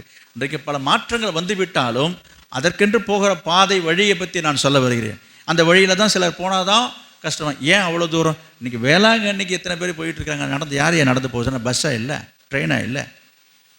அப்போ என்ன நினைக்கிறாங்க அவங்க? இப்படி போனால் அதில் ஏதோ கிடைக்கணும். ஒன்றும் கிடைக்காது. காலு வலியும் கை வலியும் முட்டி வலி தான் கிடைக்கும். அறியாமல் அவங்க நினைக்கிறாங்க பெரிய ஒரு தியாகமாக எண்ணிக்கொண்டுறாங்க. தன்னை வருத்தப்படுத்தி கொள்வதில்லை தனக்கு ஒரு மகிமை என்று சொல்லி நினைக்கிறாங்க. பாருங்கள், இதெல்லாம் உலகத்தில் உலக பிரகாரமாக உலக மனுஷர்கள் செய்து கொண்டிருக்கிற காரியங்கள். நான் உங்களுக்கு சொல்கிறேன், ஆண்டவர் உங்களை அப்படி செய்ய சொல்லலை. இன்றைக்கி பாருங்கள், அந்நிய தெய்வத்தை வழிபடுறவங்க பார்த்தீங்கன்னா முதுகில் ஏன்னா உடம்பெல்லாம் எடுத்து கம்பி எடுத்து குத்திக்கிட்டு, இங்கே அளவை குத்திக்கிட்டு என்னமோ பண்ணிட்டு செஞ்சிட்ருக்குறாங்க. இப்படிலாம் இருப்பதனால தெய்வத்தினுடைய அருள் கிடைத்துவிடும் என்கிற ஒரு நம்பிக்கை இருக்கிறது. நம்ம ஆண்டவர் உங்களை அப்படிலாம் குத்த சொல்லலை, உங்களை அப்படிலாம் செய்யவே சொல்லலை. அப்போ என்னதாங்க சொல்கிறீங்க? உங்கள் வாழ்க்கையிலே ஆண்டவர் உங்களுக்கு அனுமதிக்கிற பாடுகளை, உங்களை அனுமதிக்கிற பாதையில் நீங்கள் கடந்து போகணும். ஆண்டவர் எந்த வழியை உங்களை நடத்தி செல்கிறாரோ அந்த வழியிலே நடத்துவதற்கு உங்களை விட்டு கொடுங்க. இந்த ஏன் என்ற கேள்வியெல்லாம் கேட்காதீங்க. ஆண்டவர் நம்மை அழகாக நடத்துவர், அற்புதமாக நடத்துவர், ஆச்சரியமாய் அதிசயமாய் ஆசீர்வாதமாய் நடத்துகிற ஆண்டவர் அவர். எனவே அவர் நம்மை நடத்துகிற விதத்தை நாம் பார்க்கும்பொழுது எப்படி இருக்கும் என்று சொன்னால், இந்த மாதிரி அல்ல. இப்போ நான் நிறைய காரியம் சொன்ன மாதிரி அப்படி உங்களை நடத்துவதிலே அவர் பிரியப்படலை. அப்புறம் எப்படிங்க அவர் நடத்துவார் என்று சொன்னால், இப்படி தான் நான் சொன்னது போல் அநேக உபத்திரவங்களுக்குள்ள, பாடுகளுக்குள்ள, துன்பத்தை ஏன் நம்மளை இப்படிலாம் பாடுபடுத்துகிறார், ஏன் ஆண்டவர் என்னை இப்படிலாம் பண்ணுறார் என்று சொன்னால் கவனிங்க. அதனால் நம்முடைய விசுவாசத்தை, விலையேற பெற்ற விசுவாசம், அழிந்து போகிற பொண்ணையே என்ன செய்கிறாங்க, உலையில் போட்டு சோதிக்கிறாங்க. அப்போ அழியாத விசுவாசத்தை சோதிக்கணும்னா ஆண்டவர் நம்மளை புடமிட்டு தான் சோதிப்பார். இப்போ இந்த விசுவாசத்தினுடைய மதிப்பை வெளிப்படுத்தும் வண்ணமாக நமக்கு சில பாடுகளை ஆண்டவர் அனுமதிக்கிறார். எதற்காக இந்த பாடுகள் வருகிறது என்று சொன்னால், உன்னை உடைப்பதற்காக அல்ல, உன்னை உடைத்து உன்னை உருவாக்குவதற்காக தான். ஆண்டவர் நொறுக்குவது எதற்காக என்று சொன்னால், நீ அழிந்து ஒழிந்து போவதற்காக அல்ல, உன்னை புதிதாக உருவாக்குவதற்காக. இன்றைக்கு எத்தனையோ பழைய பொருட்கள்லாம் வாங்கிட்டு போய் உடைக்கிறாங்க, நொறுக்கிறாங்க, நசுக்கிறாங்க. நீங்கள் பார்த்துருப்பீங்க. எல்லாத்தையும் நசுக்கி என்ன பண்ணுறாங்கன்னா, அதுலேருந்து ஒரு புதிய பாத்திரத்தை உருவாக்குறாங்க இல்லையா? அதே போல் உன் வாழ்க்கையில் ஆண்டவர் உன்னை நடத்துகிற விதமாக இருக்கட்டும், பாதையாக இருக்கட்டும், உன்னை ஆண்டவர் ஒரு நல்ல மதிப்புள்ள, அழகுள்ள, பயனுள்ள, பிரயோஜனமுள்ள ஒரு பாத்திரமாக வணைவதற்காகத்தான் ஆண்டவர் உங்களை நடத்துகிறார். அதை விட்டுட்டு என்னை ஆண்டவர் இப்படி நடத்துகிறாரு, எப்படி நடத்துகிறாரு, இப்படி இருக்கிறாரு என்று சொல்லி முறுமுறுக்காதீங்க, குறை சொல்லாதீங்க. ஆண்டவரை பரீட்சை பாராமல் இருப்பீர்களாக. கடைசியாக ஒரு காரியத்தை சொல்லி நான் முடிக்கிறேன். யாத்திராகமம் 17ஆம் அதிகாரம் 2வது வசனம். யாத்திராகமம் 17:2. அப்பொழுது ஜனங்கள் மோசேயோட வாதாடி, நாங்கள் குடிக்கிறதற்கு எங்களுக்கு தண்ணீர் தர வேண்டும் என்றார்கள். அதற்கு மோசே, என்னோட ஏன் வாதாடுகிறீர்கள்? கர்த்தரை ஏன் பரீட்சை பார்க்கிறீர்கள் என்றான். கர்த்தரை ஏன் பரீட்சை பார்க்குறீங்க? என்ன பரீட்சை பார்க்குறாங்க? தண்ணி இல்லை, சரி, அதுக்காக தண்ணி இல்லைன்னா தண்ணி இல்லைன்னு சொல்லி தண்ணி வேணும்னு கேட்கட்டும். இங்கே என்ன போட்டிருக்கு? ஜனங்கள் மோசையோட வாதாடி, சரியான வாயாடி. ஜனங்கள் மோசையோட வாதாடி தண்ணி தர வேண்டும் என்று சொல்லி என்ன செய்கிறாங்க? போராடுறாங்க, வாக்குவாதம் பண்ணுறாங்க. நான் உங்களுக்கு சொல்கிறேன், வாக்குவாதம் செய்யாதீங்க, வாதாடாதீங்க. என்னன்னு சொல்கிறீங்க? என்ன நாங்கள் வாக்குவாதம் பண்ணுறோம்? இன்றைக்கு ஆண்டவரையே எதிர்த்து வாக்குவாதம் பண்ணுறாங்க. அப்படிலாம் இல்லையே, கவனிங்க, அப்படிலாம் இல்லையே அப்படி சொல்லுவீங்க. நான் சொல்கிறேன், நீங்கள் ஒருத்தருக்கு ஒருத்தர் பேசிக்கிறத ஆண்டவர் பார்த்துட்டு தான் இருக்காரு. ஏங்க, இவர் பேசுகிறாரு, என்னமோ மூச்சை கட்டிக்கிட்டு, என்னமா பரீட்சை பார்க்காதீங்களா, பரீட்சை எழுதாதீங்களா, ஏங்க அப்படிலாம் இருந்தால் தான் ஆண்டவர் ஆசீர்வதிப்பாரா? அப்படின்னு எங்கெல்லாம் பைபிளில் போட்டிருக்குதா? இப்படி இருந்தால் தான் ஆண்டவர் செய்வாரா? இப்படிலாம் நடந்தால் தான் செய்வாரா? இதாங்க வாக்குவாதம். சொன்னால் கண்ணை மூடிக்கிட்டு கத்த சொல்லியிருக்கார, பைபிளில் எழுதியிருக்குதா, நம்ம கீழ்ப்படியணும். இருப்போம், இவங்களுக்கு ஞானம் பிறந்துட்ட மாதிரி, இவங்களுக்கு கண்ணு திறந்துட்ட மாதிரி, இது ஒரு வியாக்கியானம் பண்ண வேண்டியது, டிஸ்கஷன் பண்ண வேண்டியது. இப்படிலாம் கீழ்ப்படிஞ்சிருந்தால் தான் நடக்குமா? இப்படிலாம் இருந்தால் தான் ஆண்டு செய்வாரா? இப்படிலாம் நடந்தால் தான் இப்படிலாம் போட்டிருக்குதா? பைபிளை ஒரு தடவை கூட முழுசாக படிச்சிருக்க மாட்டாங்க. இந்த பேசுகிற ஆட்கள்லாம் பார்த்தீங்கன்னா ஒரே ஒரு தடவை கூட ஆதி ஆகமத்திலேருந்து வெளிப்படுத்துகிற விஷயம் படிச்சிருக்காது. அது மட்டும் இல்லை, ஒரு சில புத்தகம் எங்கே இருக்குன்னே தெரியாதுங்க. போய் அவங்கள்ட்ட எஸ்ரா எங்கே இருக்கிறனாக்கா, அவர் தான் இறந்துட்டார, எஸ்ரா சேர்க்கணுன்னுவாங்க. எஸ்ரா எங்கேன்னு தெரியாது. பக்கத்தை சொல்லி எடுக்க வேண்டிய நிலையில் இருக்கும். நான் ஏன் இதை அப்படி பேசுகிறேன் அப்படின்னா, ஒரு வசனத்தை படிக்கிறது இல்லை, பைபிள் என்ன இருக்குன்னு தெரியாமையே மேதாவித்தனமாக பேசுகிறது. அதை தான் நான் சொல்ல வந்தேன். கர்த்தரை பரீட்சை பாராதீங்க. என்ன ஏதுன்னு தெரியுதா? தெரியலன்னா வாயை மூடிட்டு கம்முன்னு இருக்கணும். தெரிஞ்சால் பேசணும். அப்போ தெரியணுன்னாக்கா முதல்ல நீ வேதத்தை தெரிஞ்சுக்கணும். வேதத்தை தெரிஞ்சுக்கிட்டு நீ பேசுறீன்னா ரைட். வேதத்தை பற்றி தெரியறதில்ல, வசனத்தை பற்றியும் தெரியதில்லை, மேலோட்டமாக என்ன பேச வேண்டியது? இப்படிலாம் போடணும்னு, இப்படிலாம் இருக்கணும், என்ன சட்டமா? அப்படிலாம் இருக்கக்கூடாதா? ஏன் எல்லாம் செய்தா என்னவா? ஞாயிற்றுக்கிழமை வரலன்னா என்ன பண்ணுவாராம்? வராதெல்லாம் என்ன பண்ணிட்டாராம்? இந்த மாதிரிலாம் சில பேர் என்ன பேசிக்கிறாங்க. நான் உங்களை அப்படி சொல்லலை. இது போல பேசும்போது நீங்கள் இடறி போகாதீங்கன்னு நான் சொல்கிறேன். தெய்வ பயம் இல்லாமல் வசனத்துக்கு வேதத்துக்கு புறம்பாக ஆண்டவருக்கு எதிராக இன்றைக்கு வியாக்கியானம் பண்ணுற ஆட்கள்லாம் இருக்காங்க. விசுவாசி கூட்டத்தை தான் நான் பேசிட்டு இருக்கிறேன், உலகத்தான நான் பேசலை. ரட்சிக்கப்பட்டேன்றவங்களே என்ன செய்கிறாங்க? எதிர்த்து பேசுகிற. வாக்குவாதம்னா என்ன அர்த்தம்? ஆண்டவர் சொல்கிறதுக்கு கீழ்ப்படியணும். இன்றைக்கு எதிர்த்து பேசுகிறாங்க சில பேர். எதிர்த்து பேசுவதே பாவம். ரோமர் 13ஆம் அதிகாரத்தில் 2வது வசனத்தில் இருக்கு பாருங்க. ரோமர் 13:2. ஆதலால் அதிகாரத்திற்கு எதிர்த்து நிற்கிறவன் தேவனுடைய நியமத்திற்கு எதிர்த்து நிற்கிறான். அப்படி எதிர்த்து நிற்கிறவர்கள் தங்களுக்கு தாங்களே ஆக்கினையை வருவித்துக் கொள்கிறார்கள். 3 தடவை வருது பாருங்க. எதிர்த்துன்னு. எதை எதிர்க்கிறது? அதிகாரத்துக்கு எதிர்த்து நிற்கக்கூடாது. அதிகாரம்னா என்ன? அங்கே முதல் வசனத்தை கொடுத்துருப்பேன். ஆண்டவரால் தான் எல்லாருக்கும் அதிகாரம் கொடுக்கப்பட்டிருக்கு. இந்த உலகத்தில் இருக்கிற மோடியாக இருக்கட்டும், நான் எல்லாத்தையும் ஓப்பனாக சொல்ல முடியாது, கவனிங்க. இப்போ அமைச்சராக இருக்கட்டும், நான் யாரையும் பேரை சொல்லக்கூடாது, எந்த ஒரு அதிகாரியாக இருக்கட்டும், ஒரு கலெக்டராக இருக்கட்டும், அமைச்சராக இருக்கட்டும், புரியுதுங்களா, டவுன் பஞ்சாயத்தில் இருக்கிற சேர்மனாக இருக்கட்டும், கவுன்சிலராக இருக்கட்டும், விஓவாக இருக்கட்டும், அது ரெவன்யூ டிபார்ட்மெண்ட்டாக இருக்கட்டும், எல்லாரையும் சேர்த்து தான் நான் பேசுகிறேன். அதை தான் இங்கே எழுதியிருக்குதுங்க. நீங்கள் நினைக்கிற மாதிரி இது ஆவிக்குரிய வட்டாரம்லாம் கிடையாதுங்க. இந்த உலகத்தில் இருக்கிற, நம்ம தேசத்தில் இருக்கிற அத்தனை தலைவர்களாக இருக்கட்டும், எம்பியாக இருக்கட்டும், எம்எல்ஏ இருக்கட்டும், யாராக இருந்தாலும் சரி, எல்லாரும் சேர்த்து தான், இன்க்ளூடிங் மை செல்ஃப். என்னையும் சேர்த்துக்கிறேன் அதில். கவனிங்க, என்ன போட்டிருக்குதாங்க? எந்த மனுஷனும் மேலான அதிகாரம் உள்ளவர்களுக்கு கீழ்ப்படியணும்னு போட்டிருக்கு. எந்த மனுஷனும் மேலான என்ன அர்த்தம்? அங்கே யாரெல்லாம் மென்ஷன் பண்ணல. நமக்கு மேலே ஒரு அதிகாரம் கொடுக்கப்பட்டிருக்க அதிகாரிக்கு நம்ம கீழ்ப்படியணுங்க. இப்போ நீங்கள் இருக்கிறீங்க, உங்கள் ஊரில் ஒரு பிரசிடென்ட் இருக்கிறா, விவோ இருக்குன்னா அவங்க சொல்கிறதுக்கு கீழ்ப்படி தான் ஆகணும். இவர் என்ன ஒரு சொல்கிறது, இப்போ புதுசாக வந்து சட்டத்திட்டம் என்னவோ அதுக்கு உட்பட்டு நம்ம கீழ்ப்படியணும். கீழ்ப்படினாக்கா அவங்க வீட்டில் போய் வேலை செய்யணும் நான் சொல்லலை. சட்டத்துக்கு கீழ்ப்படி. நிறைய பேர் சட்டத்துக்கு கீழ்ப்படியவே மாட்டுறாங்க. நீ என்ன சொல்கிறது, நான் என்ன கேட்குறது? எங்கே? எல்லா இடங்களிலும் நான் சொல்கிறேன். இன்றைக்கி வேலை பார்க்குற இடத்துல கூட இன்றைக்கி சுப்பீரியருக்கு கீழ்ப்படிய மாட்டுறாங்க சில பேர். அப்போஸ் பண்ணுறாங்க. இவர் என்ன பணம் கொடுத்து லஞ்சம் கொடுத்து வேலை வாங்கிட்டு வந்தவர் தானே, இவர் பெருசாக இனிமேல் அதிகாரம் பண்ணிட்டு உட்காந்துருக்காரு. இவர் என்ன ஓட்டாங் கிளாஸ் என்ன, இவர் வந்து எஸ்எல்சி பாஸ் பண்ணிட்டு தான், நான் டிகிரி வாங்கியிருக்கிறேன், ஏதோ தெரியாதனமாக ஒரு ப்ரொமோஷன் பெரிய அதிகாரிகிட்ட இவருக்கெல்லாம் நான் கீழ்ப்படியணுமா? இந்த மாதிரிலாம் எண்ணங்கள் நிறைய பேர்ட்டு இருக்குதுன்னு சொல்கிறேன். நான் சொல்கிறேன், படிப்பாக இருக்கட்டும், அதிகாரம் எதுவுமே இல்லை. அதிகாரம் ஒன்று இருந்ததுன்னு சொன்னால் அவங்களுக்கு நம்ம கீழ்ப்படியணும். வேத வசனத்தின்படி நான் பேசுகிறேன். ஒருவேளை தகுதியில் வேறுபாடு இருக்கலாம், இப்படிலாம் நம்ம சொல்லக்கூடாது. என்ன இருந்தாலும் நமக்கு என்னை விட ஒரு 2 வயசு ஜூனியர் தானே இவர், எனக்கு பின்னால் பிறந்தவொடனே இவர் எப்படி எனக்கு அதிகாரம் அப்படின்னு. எதுவாக இருந்தாலும் அவங்களுக்கு கையில் அதிகாரம் வந்துடுச்சு, அவங்க அதிகாரியாக இருக்கிறாங்க, நம்ம கீழ்ப்படிஞ்சு தான் ஆகணும். இப்படிலாம் நம்ம சிலர் நினைக்கிறாங்க. இது உலக பிரகாரமாக. இன்றைக்கு ஆவிக்குரிய வட்டாரத்துக்கு நான் வரேன், புரியுதுங்களா? மேலான அதிகாரம் உள்ளவர்கள் யாவருக்கும் என்ன செய்யணும்? கீழ்ப்பட்டிருக்கணும். அப்படி கீழ்ப்படியாமல் அந்த அதிகாரத்துக்கு எதிர்த்து நிற்கிறவங்க யாருக்கு எதிர்த்து நிற்கிறதா போட்டிருக்குது. அப்போ தேவன் தான் இந்த அப்பாயின்மெண்ட்டை கொடுத்துருக்காரு, இந்த நியமனத்தை கொடுத்துருக்காரு. அப்போ தேவனுடைய நியமனத்துக்கு எதிராக போது தேவனை நீ எதிர்த்து நிற்கிறேன்னு நான் பைபிளில் எழுதியிருக்கிறத தான் நான் சொல்கிறேன், நான் சொல்லலை. அதை யோசித்து பாருங்கள். அப்படி எதிர்த்து நிற்கிறவர்கள் என்ன ஆவாங்க? தங்களுக்கு தாங்களே. அப்போ என்ன அர்த்தம்? நீங்கள் புரிஞ்சுக்கிற மாதிரி பேசணுன்னா இது பைபிள் வேர்டு. இது யாராவது சொல்லுவீங்களா பார்ப்போம். தங்களுக்கு தாங்களே ஆக்கினையை வருவித்துக் கொள்ளலான்னு இருக்கு. நிறைய பேருக்கு ஆக்கினைன்னா என்னன்னு தெரியாது. ஆக்க தான் தெரியும், சோறாக்க தெரியும், ஆக்கினையான்னுவாங்க. ஏன்னா நிறைய பேர் இங்கே அதிகமாக வாசிப்பு திறமை குறைஞ்சவங்களுக்காக நான் பேசுகிறேன். நான் எல்லாரையும் நான் குறித்து பேசலை. நிறைய பேர் இங்கே படிப்பறிவு இல்லாதவர்கள் ஆக்கினையா ஆக்கினையா என்ன ஆக்கினையா என்னமோ பேரெலாம் வச்சுருக்காங்களே, அந்த மாதிரி ஆக்கினி தான் அவங்க கேள்விப்பட்டிருப்பாங்க. இது என்ன புதுசாக இருக்குது? நான் கேட்குறேன், உலக பாஷை நான் ஊரில் பேசிக்கிறது தான் நான் சொல்கிறேன். யாராவது சொல்லுவீங்களா?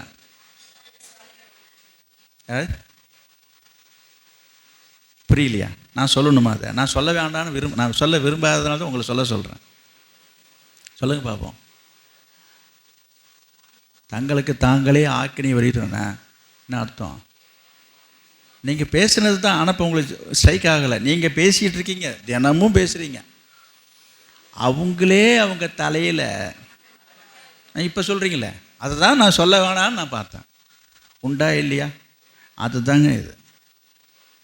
நீங்களே என்ன பண்ணிக்கிறீங்க? யாரை சொல்லியிருக்கீங்க? நீங்கள் கீழ்ப்படியாமல் எதிர்த்து நின்னீங்கன்னா அதை தான் சொல்ல வரேன். இப்போ மேலான அதிகாரம் உள்ளவர்களுக்கு நம்ம எதிர்த்து நிற்கிறோம். இப்போ நான் கடைசியாக நான் வரேன்.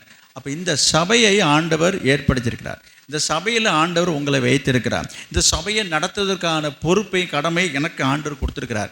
என்னை இந்த சபையை நடத்துவதற்கான ஒரு ஊழியக்காரனாக வைத்திருக்கிறார். இந்த விசுவாசிகளை சபையை நடத்துப்பா என்று சொல்லி அப்பாயின்ட் பண்ணியிருக்கிறார். அப்போ இந்த சபையில் இருக்கிற விசுவாசிகள் என்ன செய்யணும் என்று சொன்னால், இந்த அதிகாரம் உள்ளவருக்கு, எந்த மனுஷனும் மேலான அதிகாரம் உள்ளவருக்கு என்ன செய்யணும் போட்டிருக்குது? கீழ்ப்படியும். நீங்கள் கீழ்ப்படிஞ்சு தான் இருக்கீங்க. நான் உங்களை யாரும் குறை சொல்லலை. ஐயோ, உங்களை மாதிரி சொக்க தங்க வேறு எங்கேயும் பார்க்க முடியாது. அப்பேற்பட்டது உங்களெல்லாம் ஒன்றுமே கண்ணில் ஒத்திக்க வேண்டிய அவர்கள் தான். நான் சொல்ல வேண்டிய சத்தியத்தை சொல்லி முடிக்கிறேன். என்ன சொல்லப்பட்டிருக்குது? இப்படிப்பட்ட இந்த நியமத்துக்கு எதிர்த்து நிற்கிறான்ருக்கு. அப்படின்னு என்ன அர்த்தம்? இப்போ ஊழியக்காரரை எதிர்த்து, ஐயோ அப்படிலாம் யாருமே இல்லையே, நீங்கள் யாரை நான் யாருமே இருக்கிறாங்கன்னு சொல்லவே இல்லையே. எதிர்த்து பேசக்கூடாது. இங்கே என்ன போட்டிருக்குது? இப்போ நீங்கள் என்ன படிச்சிங்க? மோசைட்டு என்ன பண்ணதா போட்டிருக்குது? தண்ணி இல்லைன்னு சொல்லிட்டு வாதாடுறாங்க. அதை என்னப்பா அவர் சொல்கிறாரு? பரீட்சை பார்க்காதீங்கன்ற. அப்போ வாக்குவாதம் பண்ணுறது, வாதாடுறது, பரீட்சை பார்க்கறது. எங்கே வாதாடினாங்க? யார்கிட்ட வாதாடினாங்க? மோசைகிட்ட தான் வாதாடினாங்க. அந்த ஜனங்கள் மோசைக்கு கீழ்ப்படியலை. நான் உங்களுக்கு சொல்கிறேன், ஊழியக்காரன்கிட்ட வாக்குவாதம் பண்ணுறது, வாதாடுறது, எதிர்த்து பேசுறது பாவம்னு சில பேருக்கு தெரியல. நாங்கள் உள்ளதை தானே சொல்கிறோம், நாங்கள் உண்மையை தானே சொல்கிறோம், நாங்கள் நடந்ததை தானே சொல்கிறோம், நாங்கள் இருக்கிறத தானே சொல்கிறோம், நாங்கள் நியாயத்தை தானே சொல்கிறோம். அடாடாடாடாடா, நான் எல்லாமே நீ சொல்கிறது எல்லாமே கரெக்டு தான். அதை எப்படி சொல்லணும்? சரி ரைட்டு, சொல்லணும்னா எப்படி சொல்லணும்? அதை நான் முன்பே சொன்னேன், முறுமுறுக்கிறது வேறு, முறையிடுறது வேறு. அப்போ சொல்கிற விதம் இருக்குது, அப்ரோச்சிங். ஒரு காரியத்தை சொல்லணும்னா சொல்ல வேண்டிய அணுகுமுறை இருக்குங்க. அதை விட்டுட்டு முதுகுக்கு பின்னால் பேசுறது, போக விட்டு பின்னாடி பேசுறது, மற்றவங்கள்ட்ட பேசுறது, 2 பேர் கூட்டம் கூட்டிகிட்டு பேசுறது, இது எந்த விதத்தில் கரெக்டு? அதுதான் தவறு, அதை தான் பாவம் என்று ஆண்டவர் கண்டிக்கிறார். சொல்கிறத நேருக்கு நேராக வந்து சொல்லணுங்க. யாராக இருந்தாலும் வேதம் என்ன சொல்லுகிறது? பிறனை குறித்து யாரை குறித்தும் குறை சொல்லக்கூடாதுன்னு இருக்குது. ஒருத்தவங்கள்ட்ட குறை இருந்தால் நேராக போய் அவங்ககிட்ட தான் போய் சொல்லணும். அது வந்து குறையே கிடையாதான். இப்போ குறை என்பது என்ன? ஒருத்தவங்கள்ட்ட ஒரு குறையை கண்டுபிடிச்சிட்டோம், ஆனால் அவங்கள்ட்ட சொல்ல மாட்டோம். அவங்கள விட்டுட்டு என்ன செய்கிறோம்? வேறு 2 பேர்கிட்ட உட்காந்து அவங்கள பற்றி பேசுகிறோம். இதுதான் பாவம். வேதம் கண்டிக்கிறது, ஆண்டவருக்கு பிடிக்காத ஒரு காரியம். இன்றைக்கு நிறைய பேர் சகஜமாக செஞ்சிட்ருக்கிறாங்க, அதை சர்வசாதாரணமாக செஞ்சிட்ருக்கிறாங்க. இதை பாவம் என்று தெரியாமலேயே தேவனாகிய கர்த்தரை பரீட்சிப்பாராமல் இருப்பீர்களாக. நிறைய பேருக்கு தெரியல. எதுவாக இருந்தாலும் சம்மந்தப்பட்டவங்கள்ட்ட போய் சொல்லுங்கள், தப்பு கிடையாது. இதை பாருங்க, என்ன நீ பண்ணுறது சரியில்லை, நீ செய்கிறது சரியில்லை, நீ ஏன் அப்படி பண்ணுற, அவங்கள்ட்ட போய் சொல்கிறது கிடையாது. அவங்கள பற்றி போக விட்டுட்டு தான் போகிறாங்க. பார்த்தியா என்னென்னு தெரியுமா அந்த கதை, இந்த கதை இப்படி. இதே போல் மற்ற மனிதர்கள் மட்டும் இல்லைங்க, இன்றைக்கி சிலர் ஊழியக்காரர்களையும் இப்படி பேசுகிறாங்க. எந்த ஊழியக்காரர்களையும் நம்ம பேசக்கூடாது. நான் என்னை மட்டும் நான் பேச வரல, யாரை குறித்தும் பேசக்கூடாதுன்றது தான் வேதம் நமக்கு சொல்லியிருக்குது. இது என்னவாகும்? இது பாவம். இந்த பாவத்தினால என்ன வரும்? கோப ஆக்கினை வரும். அதை தான் நான் சொன்னேன், தங்களுக்கு தாங்களே. படிச்சிங்களா இல்லையா? அப்போ இந்த நியமத்துக்கு நம்ம எதிர்த்து நிற்கும் போது, வாக்குவாதம் பண்ணும்போது நீங்கள் எதிர்த்து பேசுகிறீங்க என்று சொன்னால் அது உங்களுக்கு பாவமாக முடியும். எனவே கர்த்தரை நம்ம பரீட்சிப்பாராமல் இருப்போமாக. ஒரு வசனத்தை நான் சொல்லி நான் முடிக்கிறேன். யூதாவில் எழுதியிருக்குது, யூதா 11வது வசனம். வெளிப்படுத்தின விசேஷத்துக்கு முன்னால் இருக்கிறது யூதான்னு சொல்லி. அதில் அதிகாரம்லாம் கிடையாது. அதில் 11வது வசனத்தை நீங்கள் பார்த்தீங்கன்னு சொன்னால் என்னது? இவர்களுக்கு ஐயோ. போராகு இவர்கள் எதிர்த்து பேசின, அதை மட்டும் படிங்க. கோரா எதிர்த்து பேசின பாவத்துக்குள்ளாகி, கோரா எதிர்த்து பேசின பாவத்துக்கு உள்ளாகி கெட்டு போனார்கள். என்ன போனார்கள்? எங்கே போனார்கள்? கெட்டு போயிட்டான். பார்த்தீங்களா? அப்போ எதிர்த்து பேசுகிறதே பாவமா? நான் சொல்லலையே, பைபிளே இருக்குதே. இன்றைக்கி சில பேர், நான் திரும்பவும் சொல்கிறேன், பிள்ளைகள் பெற்றோரை எதிர்த்து பேசுகிறது பாவம் என்பது முதல்ல வச்சுங்க. எங்கள் அம்மாட்ட நான் பேசுவேன், எங்கள் அப்பாட்ட நான் அங்கே பேசுவேன், இதெல்லாம் எடுக்கக்கூடாது. எந்த மனுஷனும் மேலான அதிகாரம் உள்ளவனுக்கு கீழ்ப்படியணும். அப்போ என்ன போட்டிருக்குது? அந்தப்படி பிள்ளைகளே உங்கள் பெற்றோருக்கு கீழ்ப்படின்னு போட்டிருக்குது. நான் கீழ்ப்படிய மாட்டேன். எங்கள் அப்பா என்ன சொன்னாலும் கேட்பாரு. அவர் தலை மேலே கூட ஏறி உட்காந்து, அவர் தலையில் கூட உட்காந்து தாளம் போடுவேன். எங்கள் அப்பா ரொம்ப செல்ல அப்பா. நான் சொல்கிறேன், ஓன் தலையில் நீ நீ அவங்க தலை மேலே ஏறிக்கலாம். தங்களுக்கு தாங்களே ஆக்கினியை வருவித்துக் கொள்கிறீங்க. ஒருவேளை உங்கள் அப்பா உங்களை ஒன்றும் கேட்காம இருக்கலாம். ஒருவேளை உங்கள் அம்மா உனக்கு செல்லம் கொடுத்துட்டு ஐயோ என் பிள்ளையாச்சு நினச்சிட்டு இருக்கலாம். நான் திரும்பவும் சொல்கிறேன், வாலிப பிள்ளைகளுக்கு, சிறு பிள்ளைகளுக்கு சொல்கிறேன், உங்களுக்கு நீங்களே உங்கள் தலையில் அதை நீங்கள் நிரப்பிக்கொள்ளுங்கள். நீங்கள் அப்படி பேசக்கூடாது. எந்த மனுஷனும் திருப்பி சொல்கிறேன், நான் இன்னும் எனக்காக பேசுகிறேன்னு நினைக்காதீங்க. பெற்றோர்களுக்கு பிள்ளைகள் கீழ்ப்படையணும். ஒருவருக்கு யாரெல்லாம் யாருக்கு கீழ்ப்படியணுமோ அவங்களுக்கு கீழ்ப்படிஞ்சு தான் ஆகணும். இன்னும் சொல்லிகிட்டே தான் நேரம் போயிட்டு இருக்குது. இன்னும் சொல்லணும், முரட்டு குணம் உள்ளவருக்கும் கீழ்ப்படிங்கன்னு எழுதியிருக்குது வசனம். அவன் பொல்லாதவங்க, அவன் மோசக்காரங்க, அவன் யாராக இருந்தால் என்ன, அவங்கள்ட்ட அதிகாரம் இருக்குது, நம்ம கீழ்ப்படிஞ்சு தான் ஆகணும். அதே சமயம் பேதுரு எழுதுகிறாரு, கர்த்தர் நிமித்தம் கீழ்ப்படிங்கன்னு இருக்குது. கீழ்ப்படின்றதுக்காக போய் பொல்லாப்புக்காக அவன் ஒரு கத்தி எடுத்து வெட்டுறான்னா போய் வெட்டக்கூடாது. நீங்கள் தான் நாங்கள் சொன்னீங்க கீழ்ப்படியணுன்னு, அவர் தாங்க வீவோ சொன்னாருங்க, நான் போய் வெட்டிட்டாங்கன்னு சொல்லுவீங்களா? அதுக்கும் வசனம் இருக்குதுங்க. எல்லாத்தையும் நீங்கள் தப்பாக அர்த்தம் கொள்ளக்கூடாது. கர்த்தர் நிமித்தம்னு என்ன அர்த்தம்? சத்தியத்தின் நிமித்தம் கீழ்ப்படியணும். ஒரு அதிகாரி போய் பாட்டில் வாங்கிட்டு வர சொன்னாருங்க டாஸ்மார்க்கில் போயிட்டு. நீங்கள் தானங்க இந்த வாரம் பிரசங்கம் பண்ணினீங்க, மேலான அதிகாரம் உள்ளவர்களுக்கு என்ன செய்யணும், நீங்கள் கீழ்ப்படியணும், எதிர்த்து நிற்கக்கூடாதுன்னு நீங்கள் விலாவாரியாக மூச்சை கட்டி நீங்கள் பேசுனீங்களே. அவர்கிட்ட இப்போ நான் 4 பாட்டில் வாங்கி கொடுத்துட்டு வந்தேன். என்ன கிடையாது. இந்த மாதிரி காரியத்தெல்லாம் நீங்கள் கீழ்ப்படின்னு அவசியமே கிடையாது. இதெல்லாம் தப்பு. கர்த்தர் நிமித்தம், வசனத்தின் நிமித்தம், நீதிக்கு நியாயத்துக்கு நம்ம கட்டுப்பட்டு கீழ்ப்படையணும். புரியுதா? ஒருத்தவங்க தவறு செய்கிறாங்க, பாவம் செய்கிறாங்கன்னா அதுக்கு நம்ம துணை போகிறதோ, அதுக்கு நான் கீழ்ப்படின்ற பேரில் போய் நான் செய்த இன்னைக்கு சொல்லிக்கிறதோ தவறு. அப்படிப்பட்ட காரியங்களை செய்யக்கூடாது. எனவே இதெல்லாம் சொல்லி விவரித்து சொல்லணும். இன்னும் விவரிச்சுக்கிட்டே போகலாம். தேவைப்படும் போது நம்ம தொடர்ந்து இந்த காரியங்களை விவரித்து நம்ம தியானிக்கலாம். நேரம் கடந்து விட்டபடினாலே இவனை நம்ம தேவனாகிய கர்த்தரை நம்ம என்ன செய்யக்கூடாது, நம்ம பரிசு பார்க்காமல் இருப்போமாக. ஏன்? இதெல்லாம் நமக்கு திருஷ்டாந்தங்களாக எழுதப்பட்டிருக்குது. பவுல் நம்ம வாசித்த 1 கொரிந்தியர் 10ஆம் அதிகாரத்தில் இப்படிலாம் இருக்கிறபடினாலே நம்ம என்ன செய்யணும்? அதிக ஜாக்கிரதை உள்ளவளாக இருக்க வேண்டும், எச்சரிக்கை உள்ளவளாக இருக்க வேண்டும். இப்படி இருக்க 1 கொரிந்தியர் 10ஆம் அதிகாரத்துக்கு நான் வருகிறேன். அங்கே நம்ம இன்றைக்கி படித்த எல்லாமே அதில் வந்துருச்சு பாருங்க. அங்கே இருக்கு பாருங்க. படிக்க நேரம் இல்லை, நானே படிச்சிடுறேன். அவர்கள் இச்சித்தது போல நாமளும் இச்சியாமல் இருப்போமாக இருக்குங்களா? 6வது வசனம் 1 கொரிந்தியர் 10:6 இருக்கு பாருங்க. அதே போல அவர்கள் விக்கிரக ஆராதனைக்கார ஆனது போல நீங்களும் ஆகாமல் இருங்கள் இருக்குங்களா? அவர்கள் வேசித்தனம் பண்ணினது போல நீங்கள் வேசித்தனம் பண்ணாமல் இருங்கள். அடுத்தது 9 பாருங்க. அவர்கள் பரீட்சை பார்த்தது போல நீங்களும் பரீட்சை பாராமல் இருங்க. 10வது வசனம் பாருங்க. அவர்கள் முறுமுறுத்தது போல நீங்களும் முறுமுறுக்காமல் இருங்கள். இப்படியே ஒவ்வொன்றா சொல்கிறாரு. இவைகள் எல்லாம் திஷ்டாந்தங்களாக சம்பவித்தது. இங்கே பாருங்க, உலகத்தின் முடிவு காலத்தில் நமக்கு எச்சரிப்பு உண்டாகும்படி எழுதப்பட்டும் இருக்கிறது. இப்படி இருக்க தன்னை நிற்கிறவன் என்று எண்ணுகிறவன் விழாதபடிக்கு எச்சரிக்கையாக இருக்க கடவன். அங்கே பாருங்கள் 14 தான் ஏற்கனவே படிச்சுட்டோம். விக்கிரக ஆராதனைக்கு விலகி ஓடுங்கள். 15 பாருங்கள். உங்களை புத்திமான்கள் என்று எண்ணி பேசுகிறேன், நான் சொல்லுகிறதை நீங்களே. நான் முடிச்சுக்கிறேன். நான் இவ்வளோ நேரம் பேசின வார்த்தைகளே நீங்கள் நிதானித்து பாருங்கள். கர்த்தர் உங்களை ஆசீர்வதிப்பாராக. நான் ஒரு நிமிஷம் ஜெபம் பண்ணுவோம். அன்பின் பிதாவை நாங்கள் உம்மை ஸ்தோத்திரிக்கிறோம். இன்றைக்கு இந்த நாளிலே அப்பா உம்முடைய வார்த்தைகளை இந்த சபையாருக்கு எச்சரிப்பின் வார்த்தைகளாக நீ தந்ததற்காக உமக்கு ஸ்தோத்திரம். கேட்ட வார்த்தை சத்தியத்தின்படி வாழ நடக்க அவளுக்கு கிருபை தாரோம். அதை கீழ்ப்படிந்து நடக்க உதவி செய்யுங்கப்பா. அப்போ உம்மை பரீட்சை பாராமல் இருக்கும்படி கர்த்தர் கிருபை செய்வீராக. ஒவ்வொருக்கும் இந்த கிருபை தந்து விழிப்பாக நடக்க, எச்சரிக்கையாக நடக்க, ஞானமாய் நடக்க, புத்தியாய் நடக்க ஆண்டவர் நீ கிருபை செய்யும்படியாக நான் ஜெபிக்கிறேன் அப்பா. நமக்கு ஸ்தோத்திரம், நமக்கு ஸ்தோத்திரம், நமக்கு ஸ்தோத்திரம். நீர் ஆசீர்வதியும். இயேசுவின் நாமத்தில் ஜெபிக்கிறோம் நல்ல பிதாவே. ஆமென், ஆமென்.